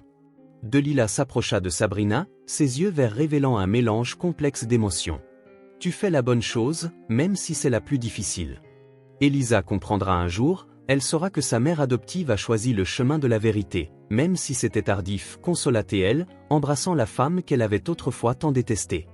Richard observa la scène avec une perspective nouvelle, des années de colère cédant la place à une compréhension plus profonde. Il s'approcha des 2 femmes, l'enveloppe de confession toujours en main. « Sabrina, ce que tu as fait est impardonnable, mais ton choix de te rendre pour aider d'autres familles à retrouver leurs enfants montre qu'il y a encore de la bonté en toi. Elisa sera fière de savoir que tu as choisi de faire ce qui est juste, dit-il, sa voix portant un ton nouveau de respect. Les jours suivants furent un tourbillon d'émotions et de changements. Elisa fut déplacée dans une chambre privée où Delilah et Richard se relassaient pour s'occuper d'elle. La proximité forcée les rapprocha, partageant histoire et peur alors qu'ils veillaient sur le sommeil de leur fille. C'est étrange comment les choses se passent. Nous avons commencé comme des étrangers unis par la douleur et maintenant nous construisons quelque chose de nouveau grâce à notre amour pour la même personne, réfléchit Delilah en aidant Richard à changer les pansements d'Elisa. Sabrina fut arrêtée, mais pas avant d'avoir fourni toutes les informations nécessaires pour démanteler le réseau de trafic de bébés. Son témoignage mena à l'arrestation de plusieurs employés de l'hôpital, y compris la mère de Delilah, Maria. La nouvelle se répandit rapidement, apportant de l'espoir à des dizaines de familles qui avaient passé des années à chercher leurs enfants disparus. Je ne peux pas annuler ce que j'ai fait, mais je peux aider à empêcher d'autres familles de souffrir la même douleur, furent ses derniers mots avant d'être emmenée. Elisa commença à montrer des signes plus clairs de rétablissement, ses yeux verts retrouvant progressivement leur éclat caractéristique. Richard et Delilah établirent une routine naturelle de soins, leurs mains se touchant occasionnellement en ajustant les oreillers ou en vérifiant les moniteurs. « Vous avez l'air d'un vrai couple maintenant, » commenta une infirmière, faisant rougir les 2 et réalisant à quel point elle s'était rapprochée pendant ces jours intenses. Les visites quotidiennes du docteur Henrique apportaient toujours de bonnes nouvelles concernant la guérison d'Elisa. Le médecin remarqua avec satisfaction comment Richard et Delilah travaillaient en parfaite harmonie, se complétant mutuellement dans les soins apportés à leur fille. L'amour est le meilleur des remèdes et Elisa en a maintenant des doses abondantes. La façon dont vous 2 vous êtes unis pour son bien-être est admirable, commenta-t-il en observant le couple échanger des sourires timides. Delilah commença à dormir sur le canapé de la chambre, refusant de laisser Elisa seule pendant les nuits. Richard apportait souvent du café et ils discutaient jusqu'à tard dans la nuit, partageant souvenirs et rêves pour l'avenir. Je n'aurais jamais imaginé trouver du réconfort auprès de la mère biologique d'Elisa, mais nous voilà en train de construire une nouvelle forme de famille, confessa Richard une nuit en prenant la main de Delilah dans le noir. La nouvelle de l'arrestation de Sabrina parvint aux journaux, accompagnée de révélations sur le réseau de trafic de bébés. Elisa, bien qu'encore faible, commença à poser des questions sur sa mère adoptive. Elle a fait de mauvaises choses, mais elle m'aimait aussi beaucoup. Je pense que le véritable amour signifie parfois faire ce qu'il faut, même si ça fait mal, déclara la fille, surprenant ses parents par sa maturité. Richard et Delilah décidèrent d'être complètement honnêtes avec Elisa concernant tout ce qui s'était passé. Ensemble, ils racontèrent l'histoire complète, répondant à ses questions avec patience et affection. Vous avez 3 personnes qui vous aiment beaucoup, chacune à leur manière. Sabrina a commis de graves erreurs, mais son amour pour vous a toujours été sincère, expliqua Delilah en tenant la main de sa fille. Le docteur Enrique continua de surveiller de près la guérison d'Elisa, mais il observa également avec intérêt le développement de la relation entre Richard et Delilah. Parfois, des histoires d'amour magnifiques naissent des situations les plus douloureuses, commenta-t-il en voyant le couple se mouvoir en parfaite synchronisation dans la pièce, comme s'ils avaient été faits l'un pour l'autre. La guérison d'Elisa progressa régulièrement et bientôt, elle fut assez forte pour s'asseoir dans son lit et recevoir des visites plus longues. C'est lors de l'un de ces après-midi qu'elle fit une demande qui surprit tout le monde.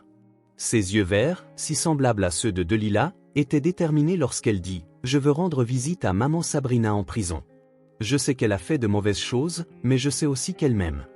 J'ai besoin de lui dire certaines choses. » Delilah et Richard échangèrent des regards inquiets, mais un accord silencieux s'établit entre eux. Elisa démontrait une force et une maturité surprenantes, et peut-être que c'était une étape nécessaire dans sa guérison émotionnelle. « Si c'est ce que tu veux, nous trouverons un moyen de le rendre possible, » répondit Richard, tandis que Delilah acquiesçait en signe d'accord, leurs mains se trouvant dans un geste devenu naturel. Elisa sourit, illuminant toute la pièce et réchauffant le cœur de ses parents. Mais avant qu'ils puissent discuter des détails de la visite, elle fit une autre demande qui laissa tout le monde silencieux. « Je veux que vous veniez tous les deux avec moi et je veux dire à maman Sabrina que, même si elle est en prison, il y a encore de la place dans mon cœur pour 3 parents. » Ces mots résonnèrent dans la pièce, portant le poids d'un amour qui transcendait les conventions et les griefs passés. 6 mois s'étaient écoulés depuis l'opération qui avait sauvé la vie d'Elisa. L'automne peignait les arbres du jardin de l'hôpital de teintes dorées. Alors que le docteur Enrique signait les derniers papiers pour son libération définitive, Elisa, maintenant complètement rétablie, s'assit sur le lit de la chambre qui avait été son domicile pendant si longtemps. Ses yeux verts brillaient d'une sagesse au-delà de son âge. C'est étrange de dire au revoir à cet endroit qui a changé ma vie pour toujours. C'est ici que j'ai perdu une famille et en ai gagné une encore plus grande. C'est ici que j'ai découvert que l'amour peut prendre de nombreuses formes différentes, réfléchit-elle en rangeant ses derniers effets. Richard et Delilah étaient à ses côtés, leurs mains naturellement entrelacées, un geste devenu familier ces derniers mois. L'amour entre eux avait grandi silencieusement, nourri par des nuits blanches à s'occuper d'Elisa, par des conversations murmurées pendant la guérison de leur fille, par des peurs et des espoirs partagés. Notre histoire a commencé avec de la douleur, mais elle se termine avec tant d'amour. Qui aurait pensé que je trouverais mon âme sœur dans des circonstances aussi improbables ? Murmura Delilah à Richard, ses yeux verts, si semblables à ceux de leur fille, étincelant de larmes de bonheur. Elisa tenait sa vieille poupée, le jouet qui avait été un témoin silencieux de tout son parcours. Ses petites mains caressaient la robe bleue brodée de fleurs alors que les souvenirs de 2 vies différentes se mêlaient dans son esprit. Cette poupée est spéciale, tu sais. Papa l'a choisie pour moi avant même que je ne sois née et maman Sabrina l'a gardée toutes ces années. C'est comme si elle contenait un peu d'amour de chacun de mes parents, expliqua-t-elle d'une voix douce, portant une profonde compréhension de son histoire unique. La décision de Richard et Delilah de vivre ensemble s'était naturellement imposée, comme toutes les autres décisions qu'ils avaient prises ces derniers mois. La maison qu'ils avaient choisie avait un grand jardin parfait pour qu'Elisa puisse jouer et se trouvait à mi-chemin entre l'hôpital où Richard continuait en tant que directeur et l'école de musique où Delilah avait commencé à donner des cours. C'est comme si nous construisions la famille qui aurait toujours dû exister, mais avec quelques extras spéciaux en cours de route, plaisanta Richard en aidant Elisa à organiser sa nouvelle chambre. Les visites hebdomadaires à Sabrina en prison étaient devenues une partie de la routine de la famille. Elisa insistait pour maintenir ce lien, comprenant que l'amour, même né de circonstances compliquées, était toujours de l'amour. Maman Sabrina paie pour ses erreurs, mais cela n'efface pas les 7 années d'amour et de soins qu'elle m'a données. Je peux pardonner sans oublier, je peux aimer sans ignorer les erreurs, déclara Elisa un jour, laissant ses parents impressionnés par sa maturité. Delilah avait transformé sa propre expérience de perte en quelque chose de positif, créant un groupe de soutien pour les mères ayant perdu leurs enfants à cause du trafic de bébés. Le carnet de Sabrina avait permis de localiser plusieurs enfants, et Delilah avait trouvé son but en aidant ses familles à se reconnecter. Chaque histoire a un peu de notre douleur, mais elle a aussi l'espoir d'une fin heureuse comme la nôtre, partagea-t-elle avec Richard une nuit en regardant Elisa dormir. L'adaptation d'Elisa à sa nouvelle réalité fut étonnamment fluide. Elle embrassa son histoire complexe avec une grâce qui impressionna tout le monde, trouvant de la beauté même dans les parties les plus douloureuses. Lors d'une de ses visites à Sabrina, elle surprit tout le monde en montrant un nouveau jeu qu'elle avait appris. « Je suis chanceuse. Tu savais que certaines personnes n'ont qu'une mère ? J'en ai deux et chacune m'a appris quelque chose de différent sur l'amour et le pardon. » Richard regarda avec admiration sa fille naviguer dans son identité unique. Un après-midi particulièrement significatif, il la trouva en train d'organiser un album photo spécial, d'un côté avec des souvenirs de ses années avec Sabrina, de l'autre avec de nouveaux moments avec lui et Delilah. « Je mets toutes les parties de ma vie ensemble, papa. Je ne veux rien oublier, pas même les choses tristes, parce que tout cela a fait de moi ce que je suis, » expliqua-t-elle, remplissant le cœur de Richard de fierté. La transformation de Sabrina en prison fut également remarquable. Elle était devenue une sorte de conseillère pour les autres détenus, utilisant sa propre histoire comme exemple de remords et de rédemption. Lors de la visite, elle partagea avec Elisa comment chaque jour était une opportunité de tenter de réparer une partie des torts qu'elle avait causés. « Tu m'as appris que le véritable amour signifie faire ce qu'il faut, même quand ça fait mal », dit-elle à Elisa lors d'une visite particulièrement émotive. Delilah et Richard décidèrent de formaliser leur union lors d'une cérémonie intime dans le jardin de leur nouvelle maison. Elisa, bien sûr, fut la demoiselle d'honneur, portant sa vieille poupée inséparable décorée de fleurs fraîches pour l'occasion. « Vous vous êtes trouvés grâce à moi, c'est comme si j'étais un peu une petite Cupidon aussi, n'est-ce pas ?» plaisanta-t-elle pendant la cérémonie, suscitant des sourires émouvants de tous les présents. Le docteur Enrique, devenu un ami proche de la famille, observa avec satisfaction professionnelle et personnelle comment Elisa s'épanouissait sous l'amour de ses trois parents. Lors de sa dernière intervention de santé, il remarqua que son cœur était plus fort que jamais, non seulement physiquement. Parfois, les cœurs des enfants doivent se briser pour grandir encore plus. Le tien en est la preuve, il a assez de place pour aimer de nombreuses personnes de différentes manières, commenta-t-il, faisant sourire la fille en signe d'accord. Elisa commença à écrire un journal, une suggestion de son thérapeute pour l'aider à traiter son histoire unique. Ces mots, étonnamment matures pour une enfant de son âge, révélaient une compréhension profonde de son parcours. « J'ai trois parents qui m'aiment de différentes manières. Un père qui n'a jamais cessé de me chercher, une mère qui m'a donné la vie 2 fois, une fois en me portant et une autre en me retrouvant, et une mère qui a fait des erreurs par amour mais a choisi de faire ce qu'il fallait à la fin. » Les visites à Sabrina devinrent des moments de guérison pour tous. Richard et Delilah accompagnaient souvent Elisa. Peu à peu, une forme unique de famille s'établit. Sabrina, même dans les limites de la prison, trouva sa place dans cet arrangement particulier. « Je ne mérite pas votre pardon, mais je vous remercie chaque jour de me permettre de continuer à faire partie de la vie d'Elisa, » dit-elle lors d'une visite, ses mots chargés de gratitude sincère. La vieille poupée gagna une place spéciale dans la chambre d'Elisa, sur une étagère visible depuis le lit. La nuit, avant de dormir, la fille prenait souvent le jouet et lui racontait ses histoires comme s'il était le gardien de ses secrets les plus précieux. « Tu es comme moi, tu sais. Tu as un peu de chaque personne qui m'aime en toi, » murmura-t-elle à la poupée. Une de ces nuits, Delilah découvrit qu'elle était enceinte quelques mois après le mariage, apportant une nouvelle vague de joie à la famille. Elisa fut la première à le savoir et sa réaction surprit tout le monde. « Encore une fois, je serai la grande sœur. Je peux tout enseigner au bébé sur notre famille spéciale, sur la façon dont l'amour peut grandir même dans les endroits les plus improbables, » s'exclama-t-elle en embrassant Delilah avec tout son amour. Richard continua en tant que directeur de l'hôpital, mais avec une mission supplémentaire. Il mit en place un système de sécurité beaucoup plus strict dans le service de maternité et créa un programme de soutien pour les familles toujours à la recherche d'enfants disparus.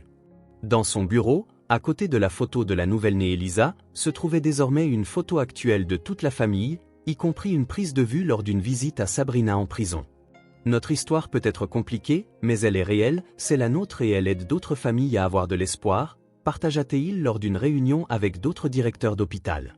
Le docteur Enrique décida d'écrire un livre sur l'affaire avec la permission de toutes les personnes impliquées, afin d'aider les professionnels de santé à identifier et prévenir des situations similaires. Elisa fut invitée à écrire un chapitre spécial de son point de vue enfantin mais profondément sage. Parfois, de mauvaises choses arrivent pour que nous puissions apprendre à faire de plus grandes choses bonnes, écrivit-elle, surprenant tout le monde par sa maturité. Maria, la mère de Delilah, purgeait sa peine dans une autre ville, mais l'impact de ses actions continuait de se faire sentir. Ces informations avaient aidé à démanteler 3 autres réseaux de trafic de bébés dans différents États. Delilah décida d'utiliser cette expérience douloureuse pour créer un organisme dédié à réunir les familles séparées par le trafic d'enfants.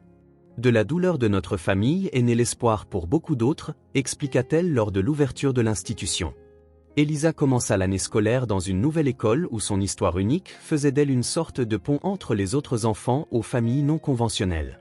Son professeur fut impressionné par la rédaction qu'elle écrivit sur sa famille. « J'ai 2 mères et un père, et chacune m'a appris quelque chose de différent sur l'amour. J'ai appris que pardonner ne signifie pas oublier, mais donner à l'amour une chance de grandir d'une nouvelle manière. » La vieille poupée prit un nouveau sens lorsqu'Elisa commença à l'utiliser dans des présentations pour d'autres enfants qui, comme elle, découvraient que les familles pouvaient avoir des formats différents. À chaque présentation, elle racontait son histoire en utilisant la poupée comme symbole de transformation et d'espoir. Cette poupée est spéciale parce que, comme moi, elle a une histoire qui a commencé triste mais s'est terminée heureuse, expliqua-t-elle à ses petits publics fascinés. La relation entre Richard et Delilah s'épanouit, renforcés par leur expérience commune et leur amour grandissant pour leur famille unique. Ils décidèrent de transformer leur histoire en projet social, offrant un soutien psychologique gratuit aux familles dans des situations similaires. Notre douleur s'est transformée en but et notre amour en guérison pour les autres, réfléchit Delilah lors d'une séance de soutien. Sabrina recevait de plus en plus de lettres de mères repentantes inspirées par son histoire de rédemption, décidant de révéler la vérité sur les enfants trafiqués. Dans une lettre particulièrement touchante à Elisa, elle écrivit « Ton pardon m'a appris qu'il est possible de reconstruire une vie même après les pires erreurs et maintenant j'aide les autres à trouver ce même courage. » La vie avait trouvé son nouveau rythme, un rythme normal composé de pièces différentes mais parfaitement adaptées.